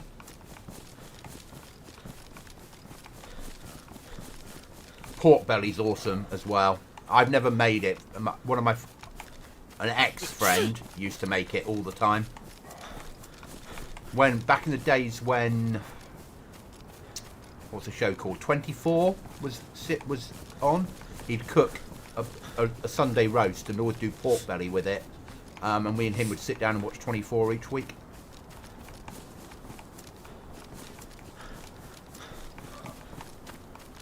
They have to have roast chicken. See, I think when I was younger, I would have been the same. But the only meat I don't enjoy is venison steaks. That's not fair. I'm not very good with things like pheasant anymore. I grew up on it. Dad was a shooter, so we grew up with venison, pheasant, duck, rabbit, because it was free. It cost a bullet. So as a child I had a lot of that and really enjoyed it because it was normal. But as I got older and I didn't have access to it for free and I wasn't buying it anymore, a few years ago I got a bit of venison off a friend I tried a venison steak and hated it, but did a red deer venison stew, cooked for 24 hours, which was divine. Really nice. I do like turkey, but but I'm the sort of person that will just buy the turkey crown, wrap it in bacon and cook it that way. I understand you have the bones, you can turn it into a soup and a stock, etc, etc. But me personally, I'd rather have the crown and just get meat rather than be paying for bone.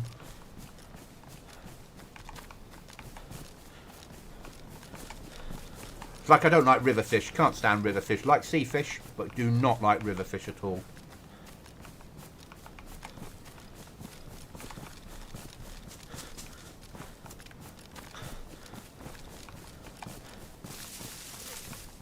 I think we know we're ill.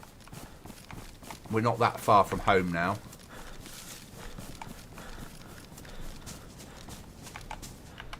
In relative terms. We're going to run home and have a fire back there.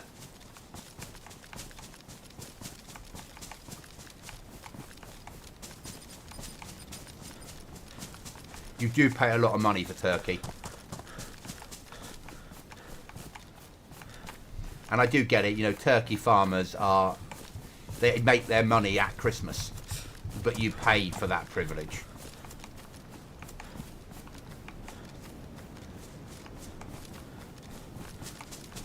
But I think my go-to roast would normally be beef if it's cooked really slowly and it's crumble in the mouth type beef. But for me, that can't afford a good joint of beef, is pork, probably.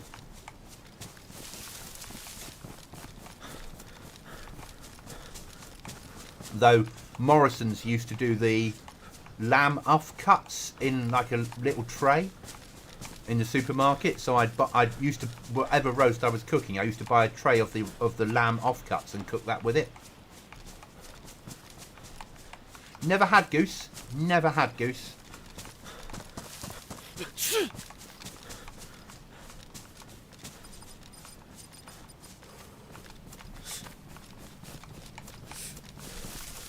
But yeah, I love pork. With crackling and all the trimmings. A bit of apple sauce as well. I'm feeling quite hungry now.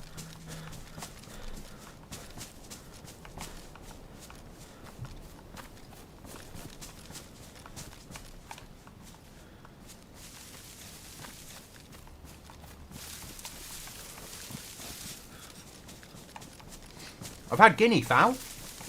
Don't mind guinea fowl.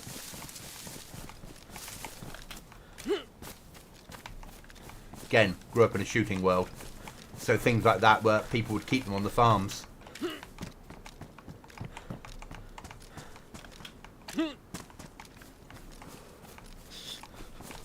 Did we check that shed on the way down? No, one further down, wasn't it?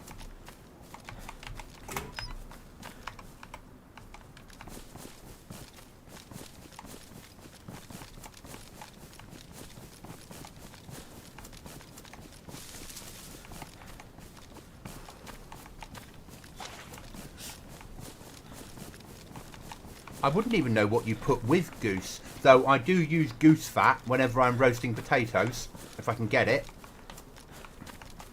I mean, it burns, John will correct me on this, but I'm guessing it burns hotter, which means you get more crispy roasts.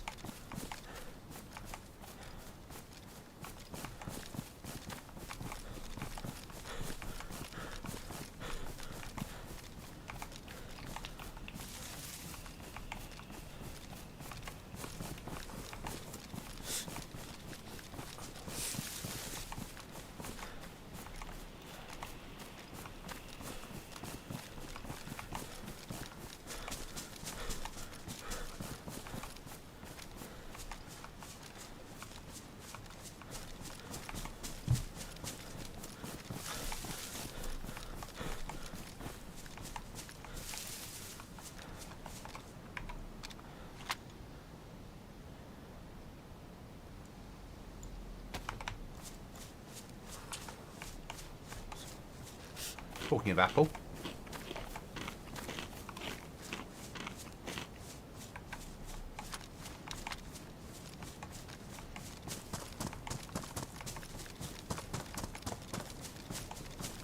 Yeah, goose fat. I'll always buy a pot of that at Christmas for doing roasting. Even if I have a steak, I'll buy a pot of bloody goose fat to do chips in. Yes. Yeah.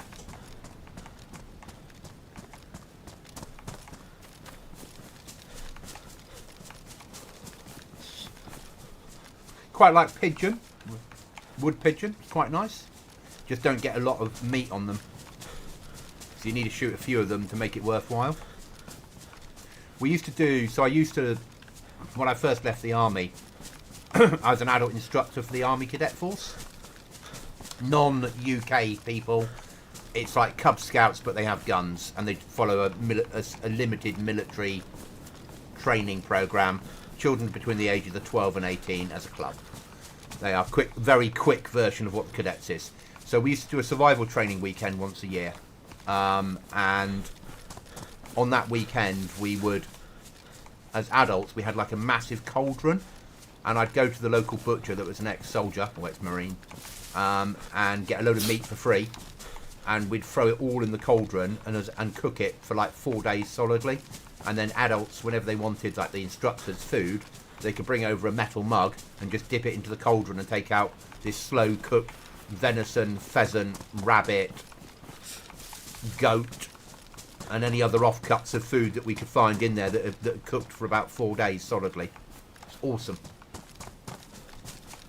For the kids, because they'd only be out on the ground for 2 nights, what we would do is we'd teach them how to put a snare out and all that sort of stuff.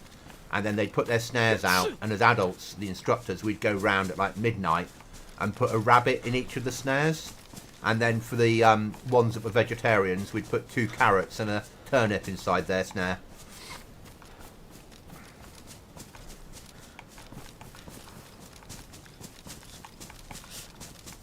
Yeah, if I do a roast, 100% I'll have goose fat for it. Roast potatoes do not taste right unless they're in goose fat. It's worth paying for a good roast. Even if I get fake roast potatoes, like the ones that come ready to go, I'll add goose fat to the pan for cooking them.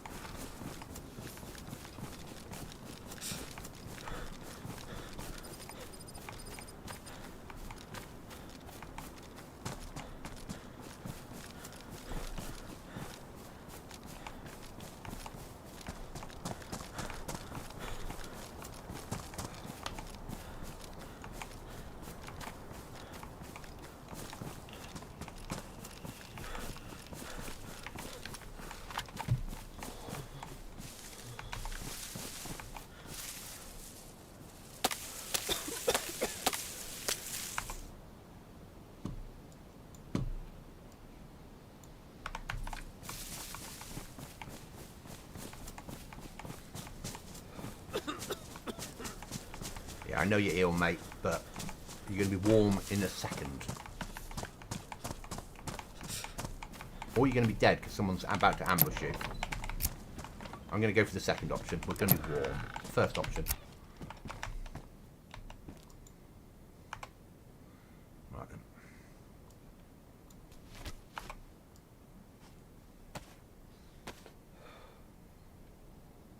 Yes. I'm with you on that, John. And I know nothing about cooking. So the fact that I've worked that out is good going.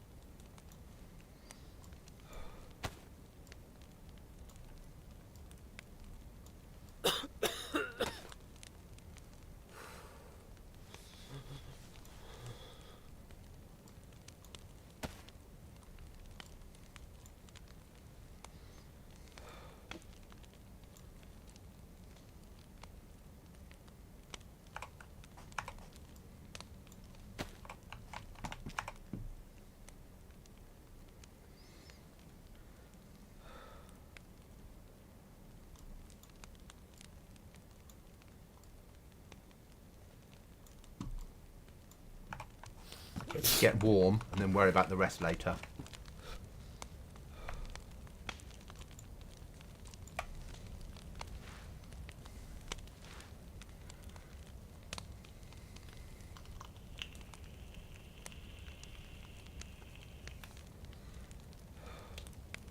We still need to get multivits. They've been quite exclusive. Is that the right word? No, probably not. But we do need to get multivits. So we might have to do a run down to one of the med centres.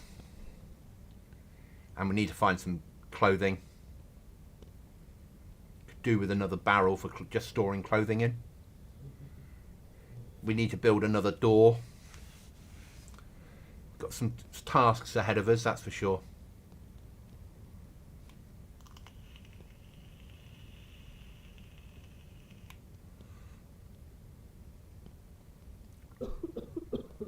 Yeah, I know you're ill, mate.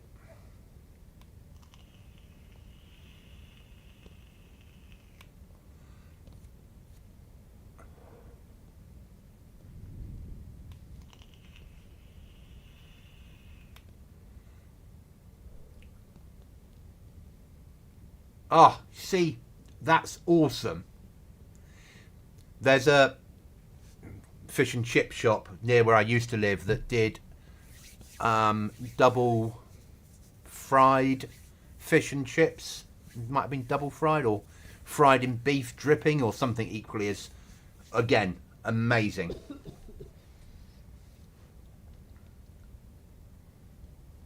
Yeah, multivits are I found some when I first spawned in, but there's like 3 in a tin, and I soon used them up. But if we get a heat buff and also get our food full, we should be okay.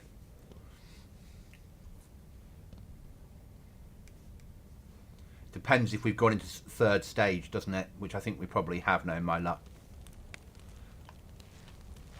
And if we're not okay, well, we have a fresh life, don't we? Right, spare water bottle. Spare bandage will probably carry. That needs to be saved for a special occasion.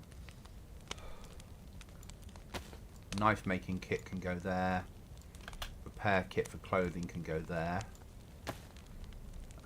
Food goes there. I'm going to eat that. That's purification kit. That's because we don't have anywhere to put clothing at the moment. There. Meds. There. Spare axe is base building. It's fine. Mag is for sale. Kit.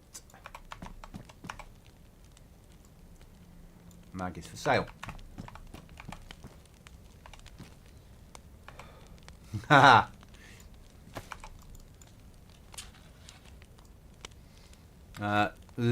Cheese spread's fine, but the other bit I would not enjoy.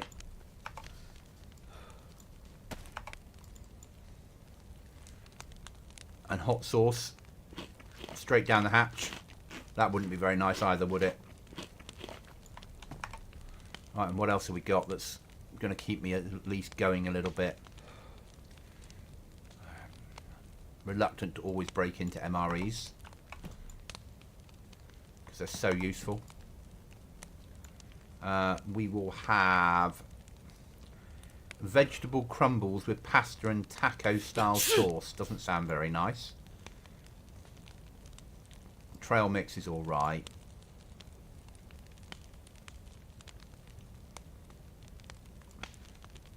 And we'll use that up.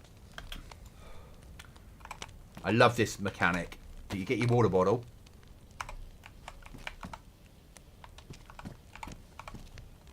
Thank you. Thank you for the thank you. Massively appreciated. Welcome to the membership. So we take the canteen and then we pull in the mix. And it makes a noise. And I know it's still just water. I get that. It's just, having done it for real, it's great.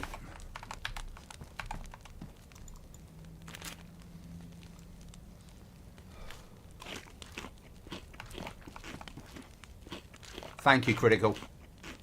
Really, really appreciated.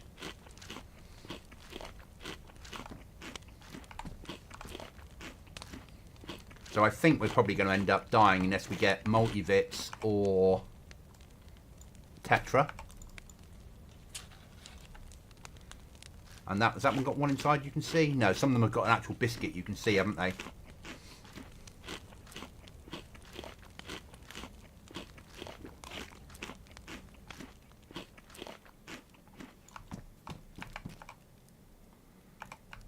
So, rather than build, let's see if we can get meds and stay alive, shall we? So where's our nearest main hospital? That'll be there.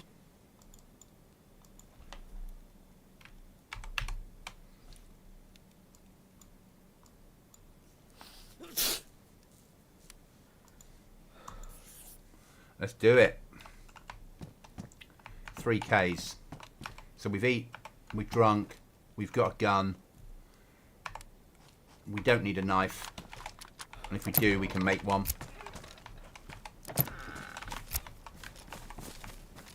No barrel, no barrel. Do the run to hospital.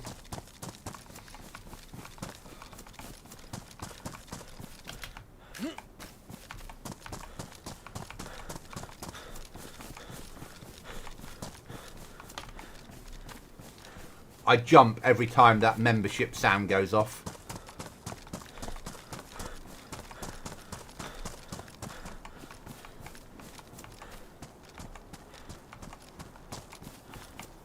I still can't quite get my head around the fact that I got to the point within YouTube where I could monetize.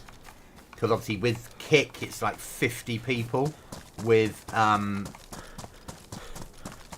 with Twitch, was it 50 and averages of 3 for views?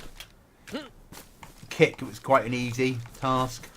YouTube, it's been a long slog, and I'm just waiting to get to that 500 and have monetization open up to me. So I'm still a little bit frightened that they still allowed me to.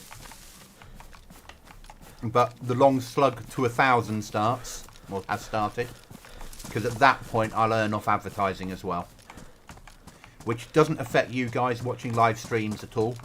But when the video's been, in inverted commas, finished, so when I stop streaming, at that point the VOD stays there forever, and at that point an advert will be attached to it, which is a really nice way of doing it. So I get a fair few views after the event. At the moment, based upon my current amount of views that I get, I will more than cover the server costs and have money left over each year for through advertising once I hit 1,000, if it carries on the level it is currently, which is amazing.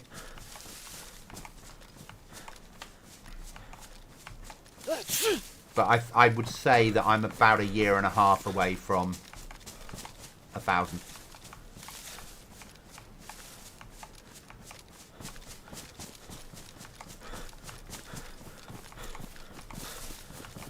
But you're all valued, and the money that at the moment I'm getting through memberships is going into covering server costs, so this server can stay running. It's paid for another year. I've got the money in place for it to be paid up next month to cover the year, but then I can start saving up towards the following years, or we can add other things in. I can upgrade it, put some more RAM in, maybe run a secondary server.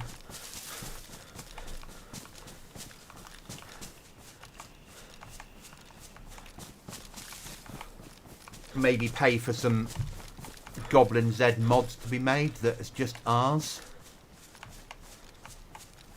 Or bite the bullet, learn how to write mods myself and buy the models, so we've got our own stuff. I'm working through a set of tutorials at the moment to teach me how to make our own branded sea chests.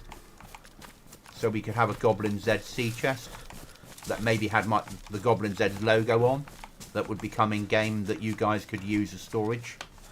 So we could end up having our own storage options basically, which would be quite nice. Yeah, we're not going to fight this cold off without Tetra. Maybe pay for a roast dinner. Yes! Tomorrow night I'll be streaming on Holly Rex's event, which is the... yes! Full stomach. I think you're the first person to use the icons. Thank you. So her event that's raising money for Help for Heroes, which is for non-UK people, is basically a UK charity that helps to look after armed forces. So I'll be streaming her event and taking part in it tomorrow at this time. Hopefully I'll still be alive at this time. It starts at 5 PM UK and goes on to about 10 PM. It's a Santa competition, basically, with PvP. And having to hold up in Santa's grottos and fight out for survival. Hey, John, you found the icons now as well that you get. Yeah. I had to have DayZ ones, didn't I? That had to happen. It's DayZ that I mainly stream, so seemed the right thing to do.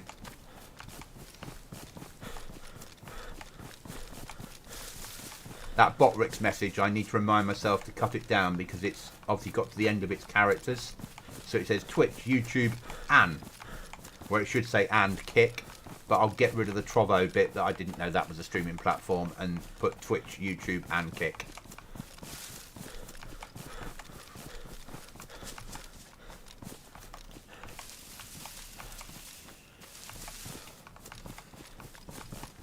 Yeah, let's do the medical run. Hopefully, multivits and Tetra is what we need.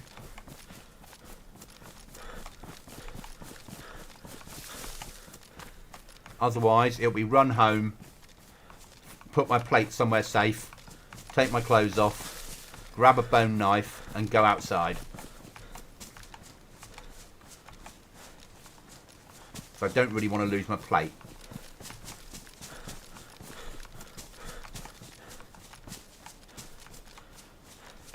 Thanks, John.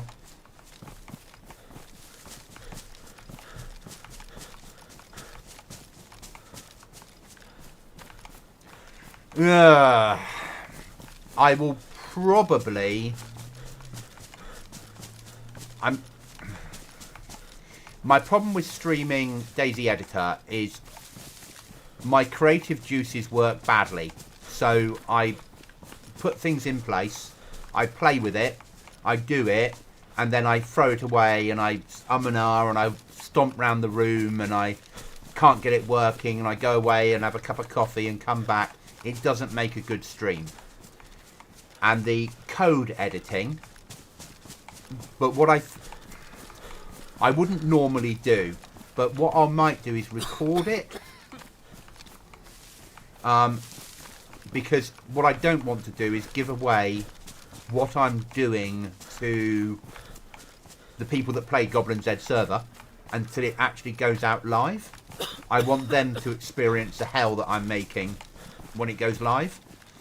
So what I might do is record it, and then once it's gone live, put a video out explaining what I did and how I did it, because that might work just as well, and then showing off the end result and explaining how it could be done on Xbox and PlayStation as well, and then put all the code in with the video in the description so people can have just cut and paste the code. No. Multivits and Tetra is what I need. I need a Goblin Christmas present. Though I got a code lock earlier, so I can't really complain.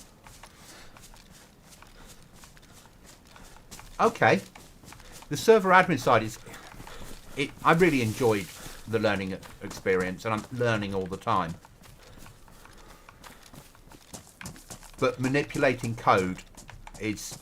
I like to do as much as I can using DayZ's own code, because then it could be done console. It can be done without adding mods. You... No, I don't want to shoot you, because your friends will come and chat. And there's a lot that you can do in the code.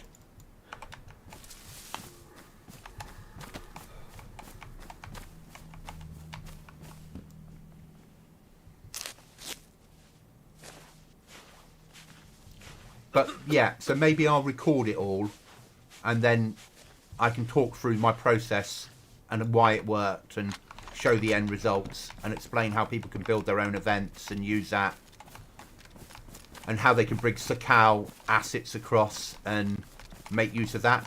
Because Sakao has a suitcase and a key on it, it means that by using that asset, you can give only one locked crate, but you can give locked crates to Xbox and PlayStation on any map, or PC.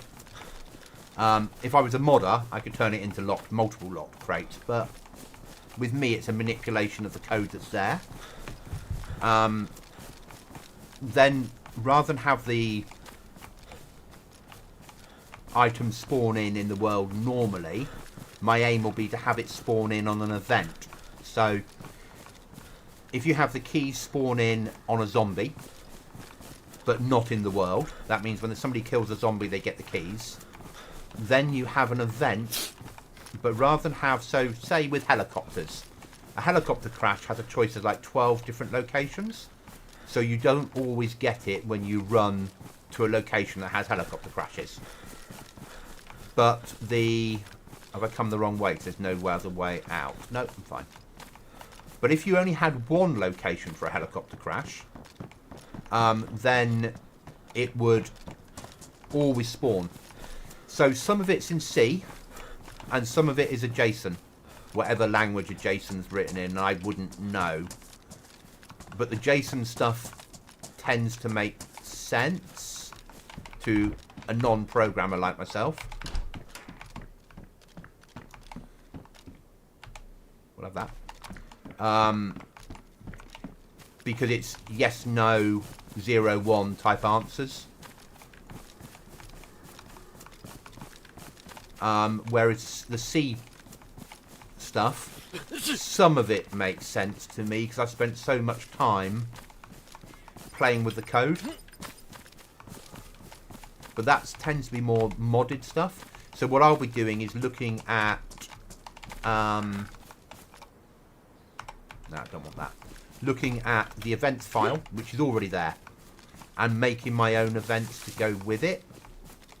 And then, because I know how to spawn an item in, how to find the grid reference, trying to get it to not spawn in the world, but still operate when someone gets within 300 meters of it,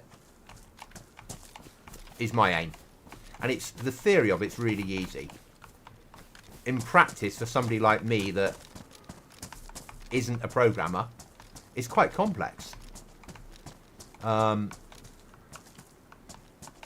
The people that understand programming, they'll be like, oh, this is easy to work with. One of my friends, when he is around, will jump in there and be like, oh yeah, you did this wrong. If you do this and do that, it'll work.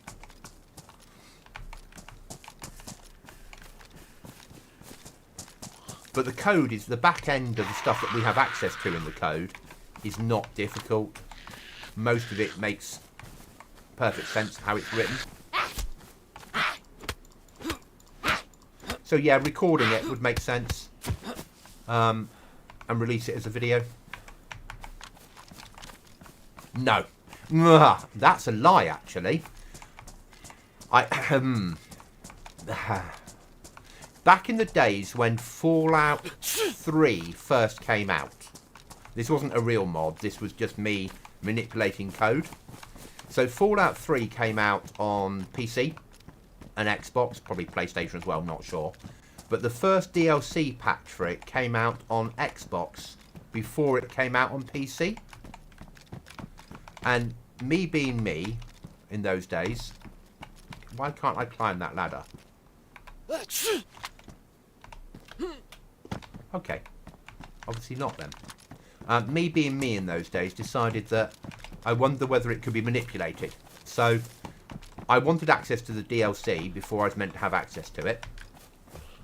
So yeah, I was a massive Fallout fan myself. I was playing Fallout 76 long before DayZ. I don't play it anymore, but I came to DayZ when they turned off nuclear winter, basically. So I took the Xbox DLC, downloaded it off one of those places that those type of things are available to, changed the executionable from the Xbox executionable to .exe, ran it, and little did I know it worked perfectly because it was just a Windows file, and it allowed me to add it then to my Fallout 3, and I had the DLC a week early for free. So if you count that as modding, I have. But really, I was just up to no good. I'm trying to get hold of something early. I still bought it when it came out because for me it was just the experimentation. Could I do it?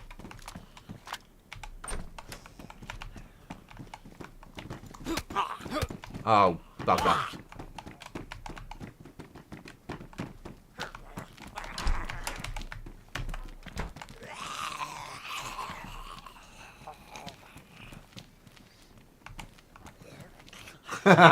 Yeah. But I was young.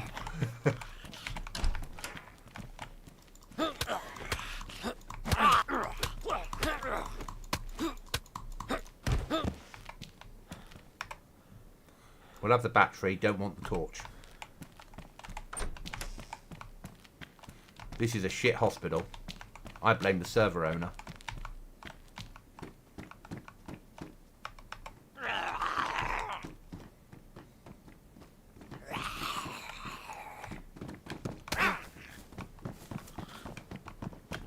Oh, Tetra. I take it all back. This is a brilliant hospital.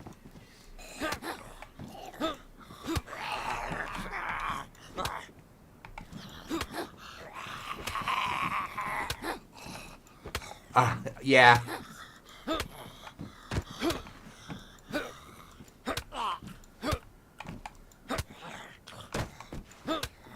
I wouldn't do that anymore. It's not me. But when you're young,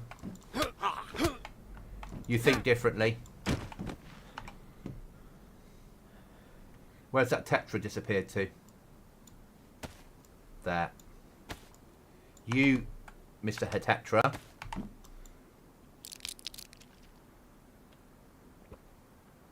Might just save my life.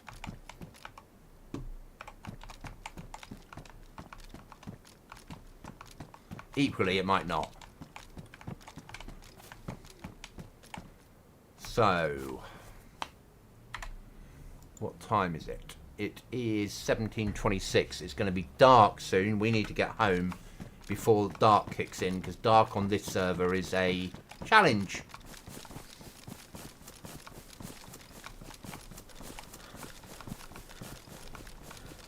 We go down to -20 at night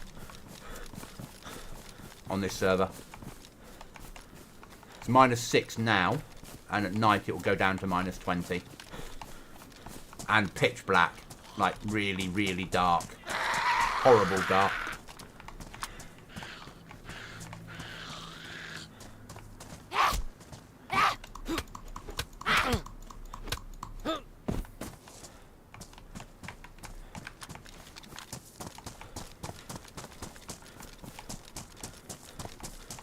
But seeing we're next to an industrial zone, it would be rude not to have a quick search for code locks, wouldn't it?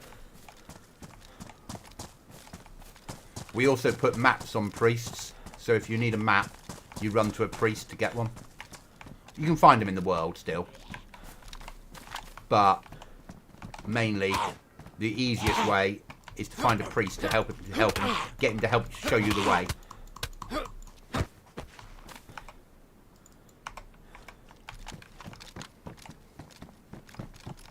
So industrial zone, industrial spawns. These cars should come under industrial spawns.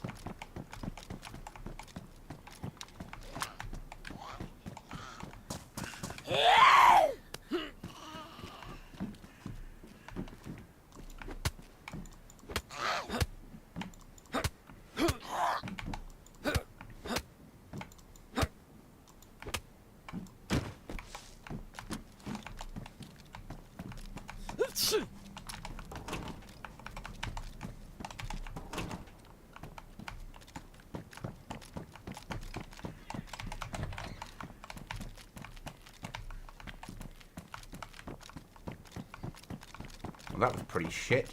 Bloody server owner.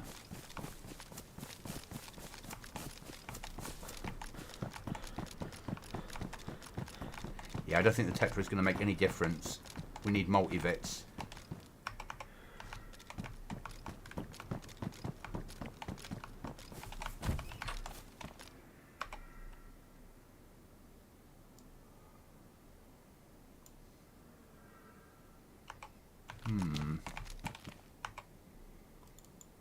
Mag to sell. At some point we'll do a run there. We need to sell it.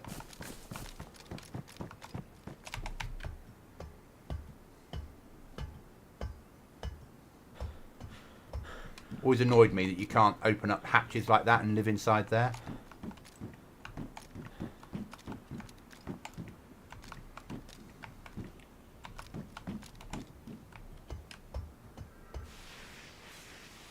He does, that server owner.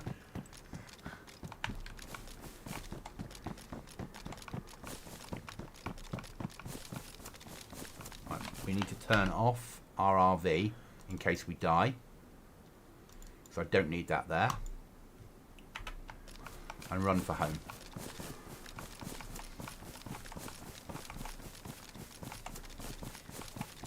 So we're going to push for home. As I said, I don't think we're going to get any better. I think, I remember rightly, it's multivits we have to have. All Tetra do now is suppress it while the pill's in. We should have had a fire when we first sneezed. My own fault. But we'll try and get to morning, because there's no way I want to spawn in potentially at the other side of the map at night. It wouldn't be a good experience.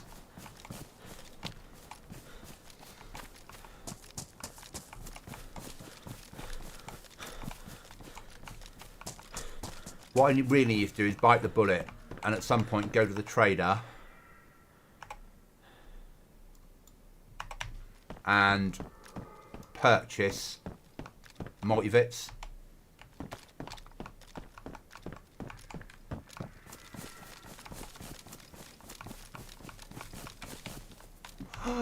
God tier. My first box of matches.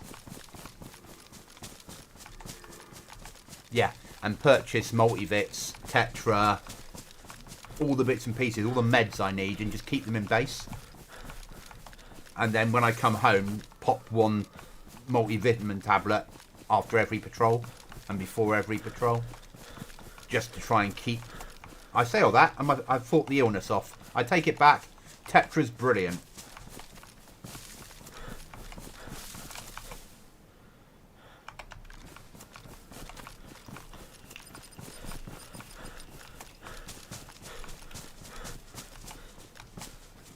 We still need to go home though and drop the rest of the Tetra off, because 4 Tetras worth a mint. Actually, seeing we're here, we should go to there and see if there's a barrel.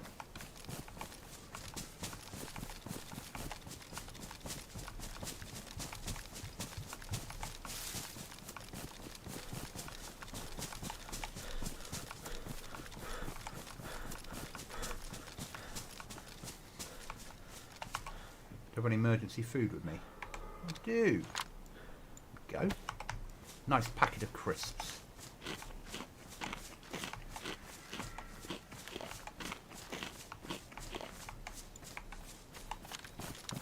Yeah, now I don't have to worry about making firelighters with base anymore. Don't mind doing it out on the ground. But in base, it's nice being able to just have like a pile of logs inside something. Cut a log, stick a bit of paper in and light it.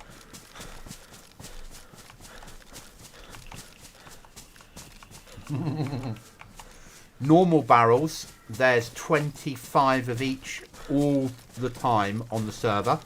And the new barrels that I've put in, there's 10 of each all the time on the server. And that's 10 not counted under a flag. So whatever counts on the flag is on top of that 10 of each. So when you pick one up, there'll still be only that 10. When it comes under your flag, it will spawn a new one in, basically. And that's how I set those to work. So there's always access to storage. And they don't have a countdown timer. They spawn straight away once they're allowed to spawn. Because I want players to have access to storage. Because if someone spawns in, finds a code lock, a box of nails and a barrel, if they build a base, they'll probably stay on the server. Is my way of thinking. Yeah, I got the medical one and the Hello Kitty one, didn't I? Still damaged. I've got two pairs of boots at home that are damaged already. Don't need another pair.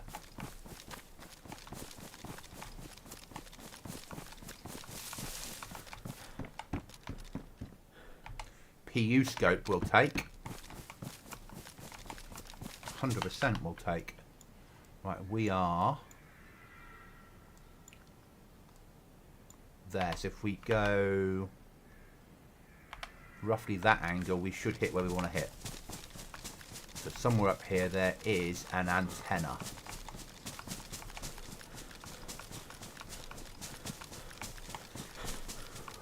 I wish now that I wish I'd bought a pickaxe and made a proper fireplace and kept the barrel instead of storage. But the easy option was using a barrel as a fireplace. The harder option is making a fireplace. But ultimately, probably the better option is making a fireplace. Putting the stones in.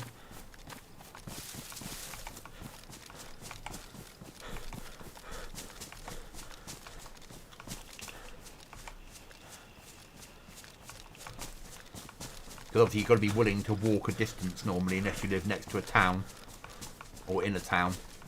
And living in a town full of zombies, you've got to be willing to kill all the zombies before you walk the barrel home.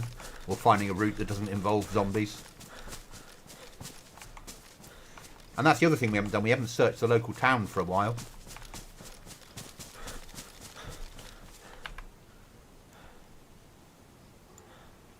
And then need to go that angle. I realise that we're heading towards losing that plus symbol as well.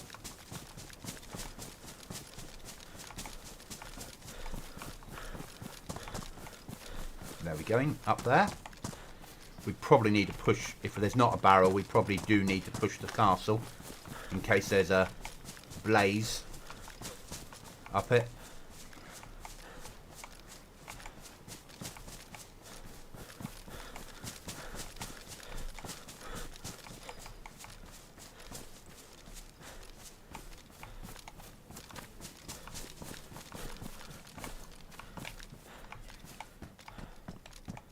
No barrel today.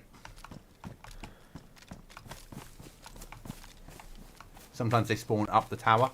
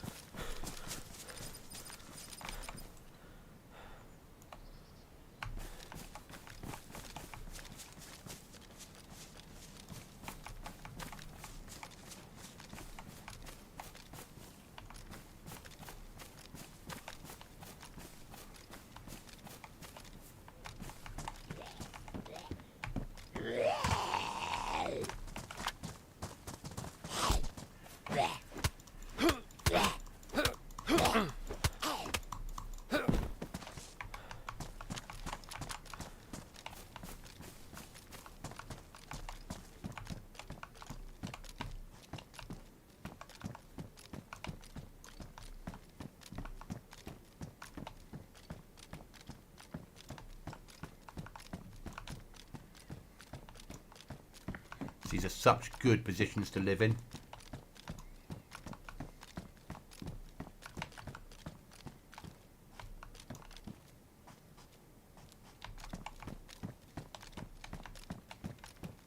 So easy to airlock off, and with expansion you can build an extra floor on there without having to put walls in and such like. Yeah, you put wall across there, a wall across there, and then a wall in the middle that merges through the two that's got a door in it. Suddenly this becomes another door access. You build a box on the roof. You've got more storage up there. You do the same here. And you airlock people basically up through. Put your flag there. And this door is your first door. And then if you want to, build a box outside, but you don't need it. Potentially put an anti-raid wall at that angle, so when you run out, and then another one at sort of that angle, so it's harder for people to be in sniper position at your front door.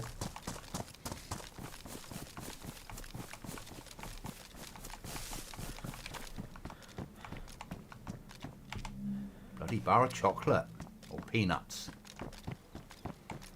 So that's the other thing that I really want to be able to do, is work out how to write mods.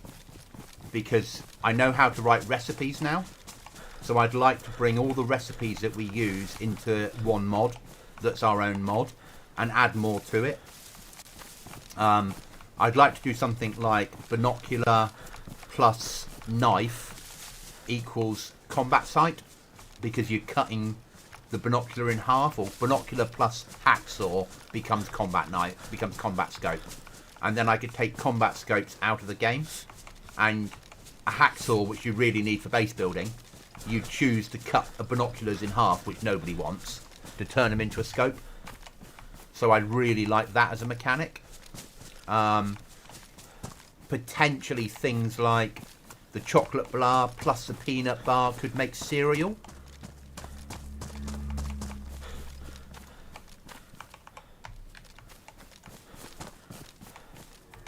Thank you. I will take her. No, thank you.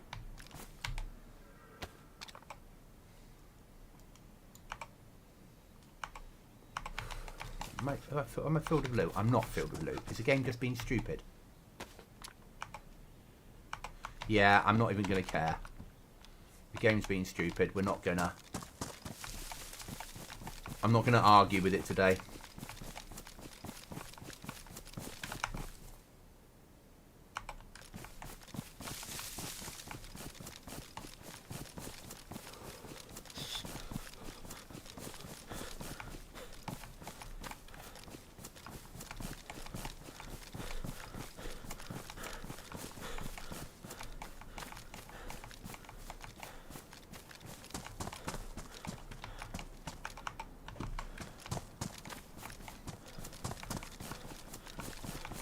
It is a long walk with a barrow as well, though, isn't it?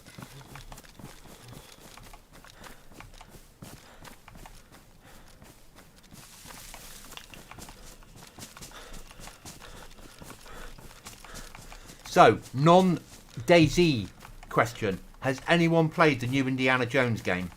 Is it any good? Is what I'm trying to say. I realise the reviews are saying it's amazing, but you need a reasonable PC to run it. I have a reasonable PC. But I can't quite decide whether I want to buy it and be Indiana Jones.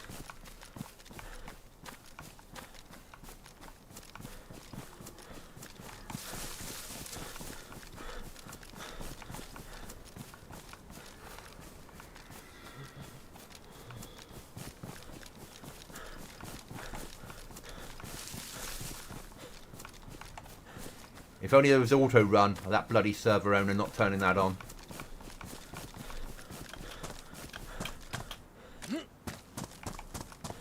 There is a mod out there that allows you to attach burlap strips to a barrel and carry it on your back as a rucksack.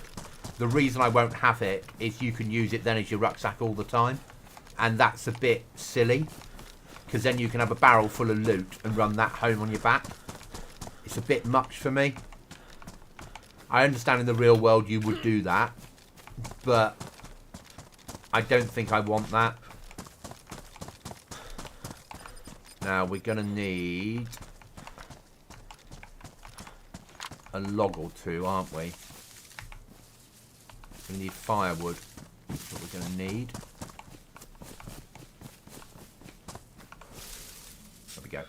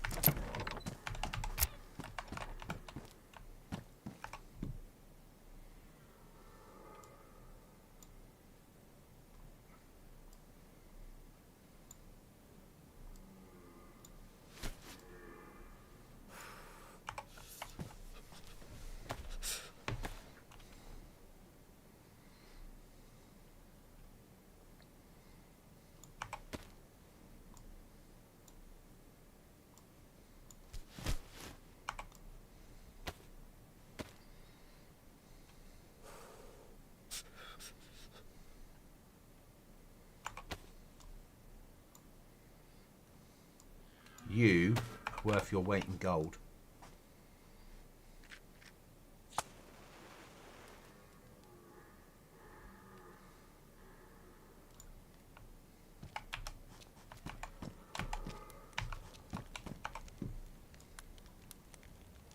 Fire lighting. That can go on there. Food. Can of drink. Meds.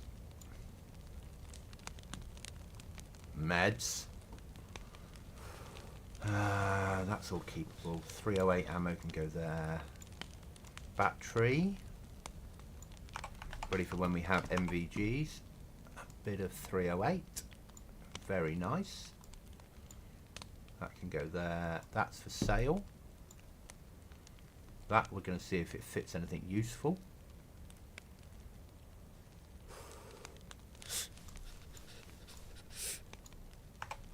Yes, it does. Okay. Do I have a... Yes, I do.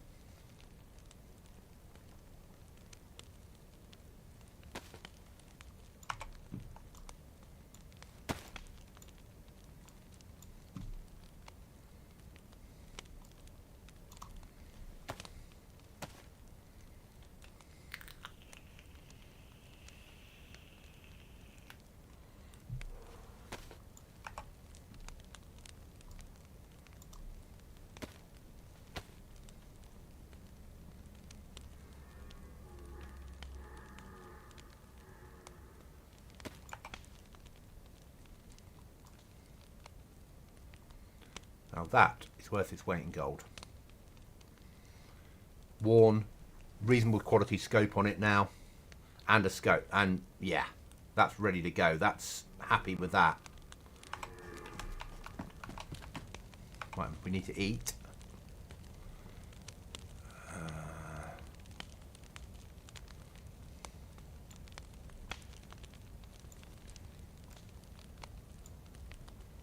Only because we need to clear down some bloody loot.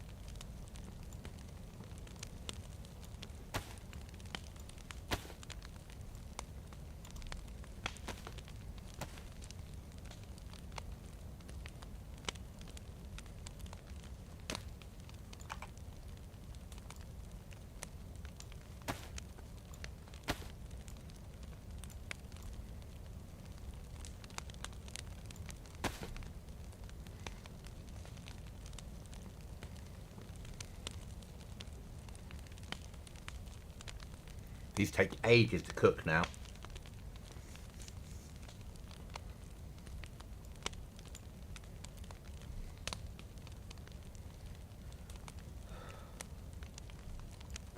There we go.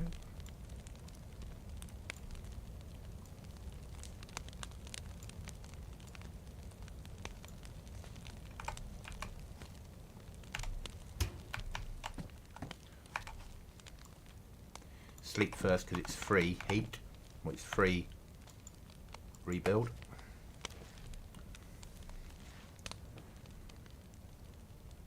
Okay, mate, no problem, John. Thank you for being here. Massively appreciated.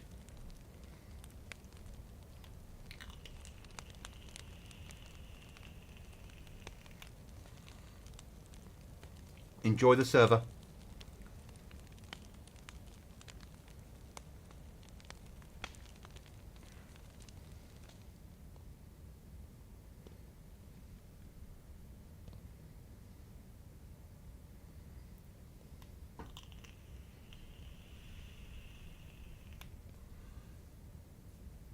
Just trying to get our health up as high as well, our sleep level up and everything else up as much as we can. So we'll make use of the sleep mechanic to get as high as we can. If it doesn't go fully, we'll use a can of drink to give a 5% boost.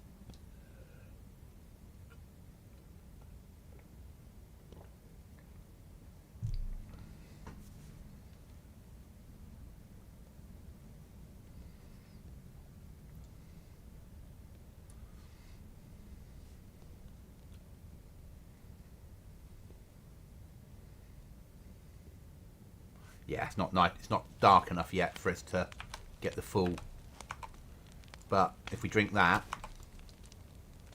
we get a little boost to our sleep.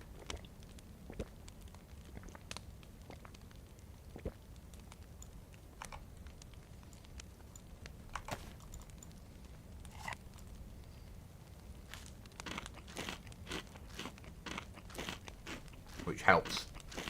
And the food will help as well.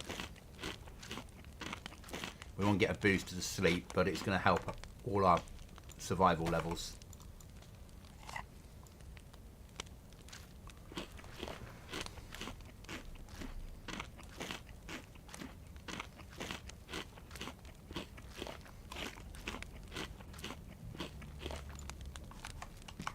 So,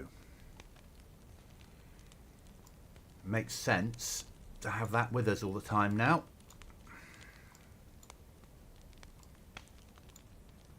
What is it? 76254. Yeah. Do I have a box of any of it? Yes, I do. So I can have some pristine.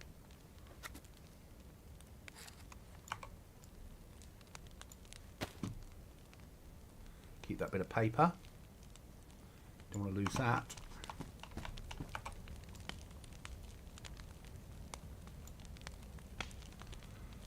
Okay. So, did we leave shotgun ammo behind? Oh, we got shotgun there. Okay, so if we move shotgun to here, take that to there, put that in that way round, but that end. Put our spare bandages there, our knife there. That makes more sense to me. Shotgun is there. Mosin is there. That won't fit into there because it's unlucky, and we've still got a Bergen free. Right, we need to think about a new Bergen. And what we need to think about storage. We need to think about a lot. That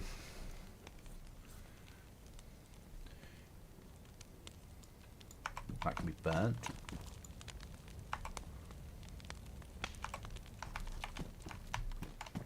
Flag's not asking to go up yet, but it soon will do, I'm sure. I'm not going to get that cleaned.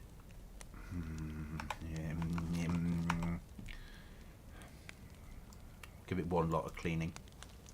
We are using it a lot.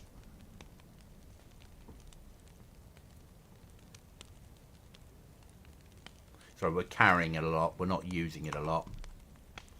That's fine.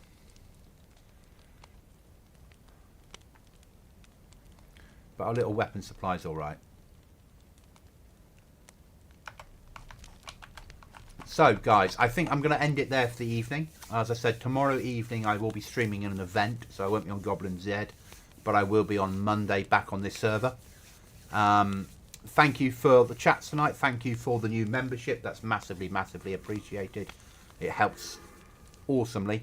Thanks for all the lurkers. We've gone up to 10 tonight viewers at one point.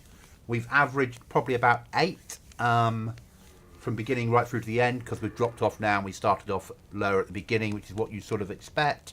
But thanks, guys. Thanks for being here. Thanks for the interaction. Thanks for the chat. Thanks for the membership. If I don't speak to you before, have a great Christmas and Happy New Year and all that. And if I do speak to you, I'll see you in the next couple of days. Remember, if you've got a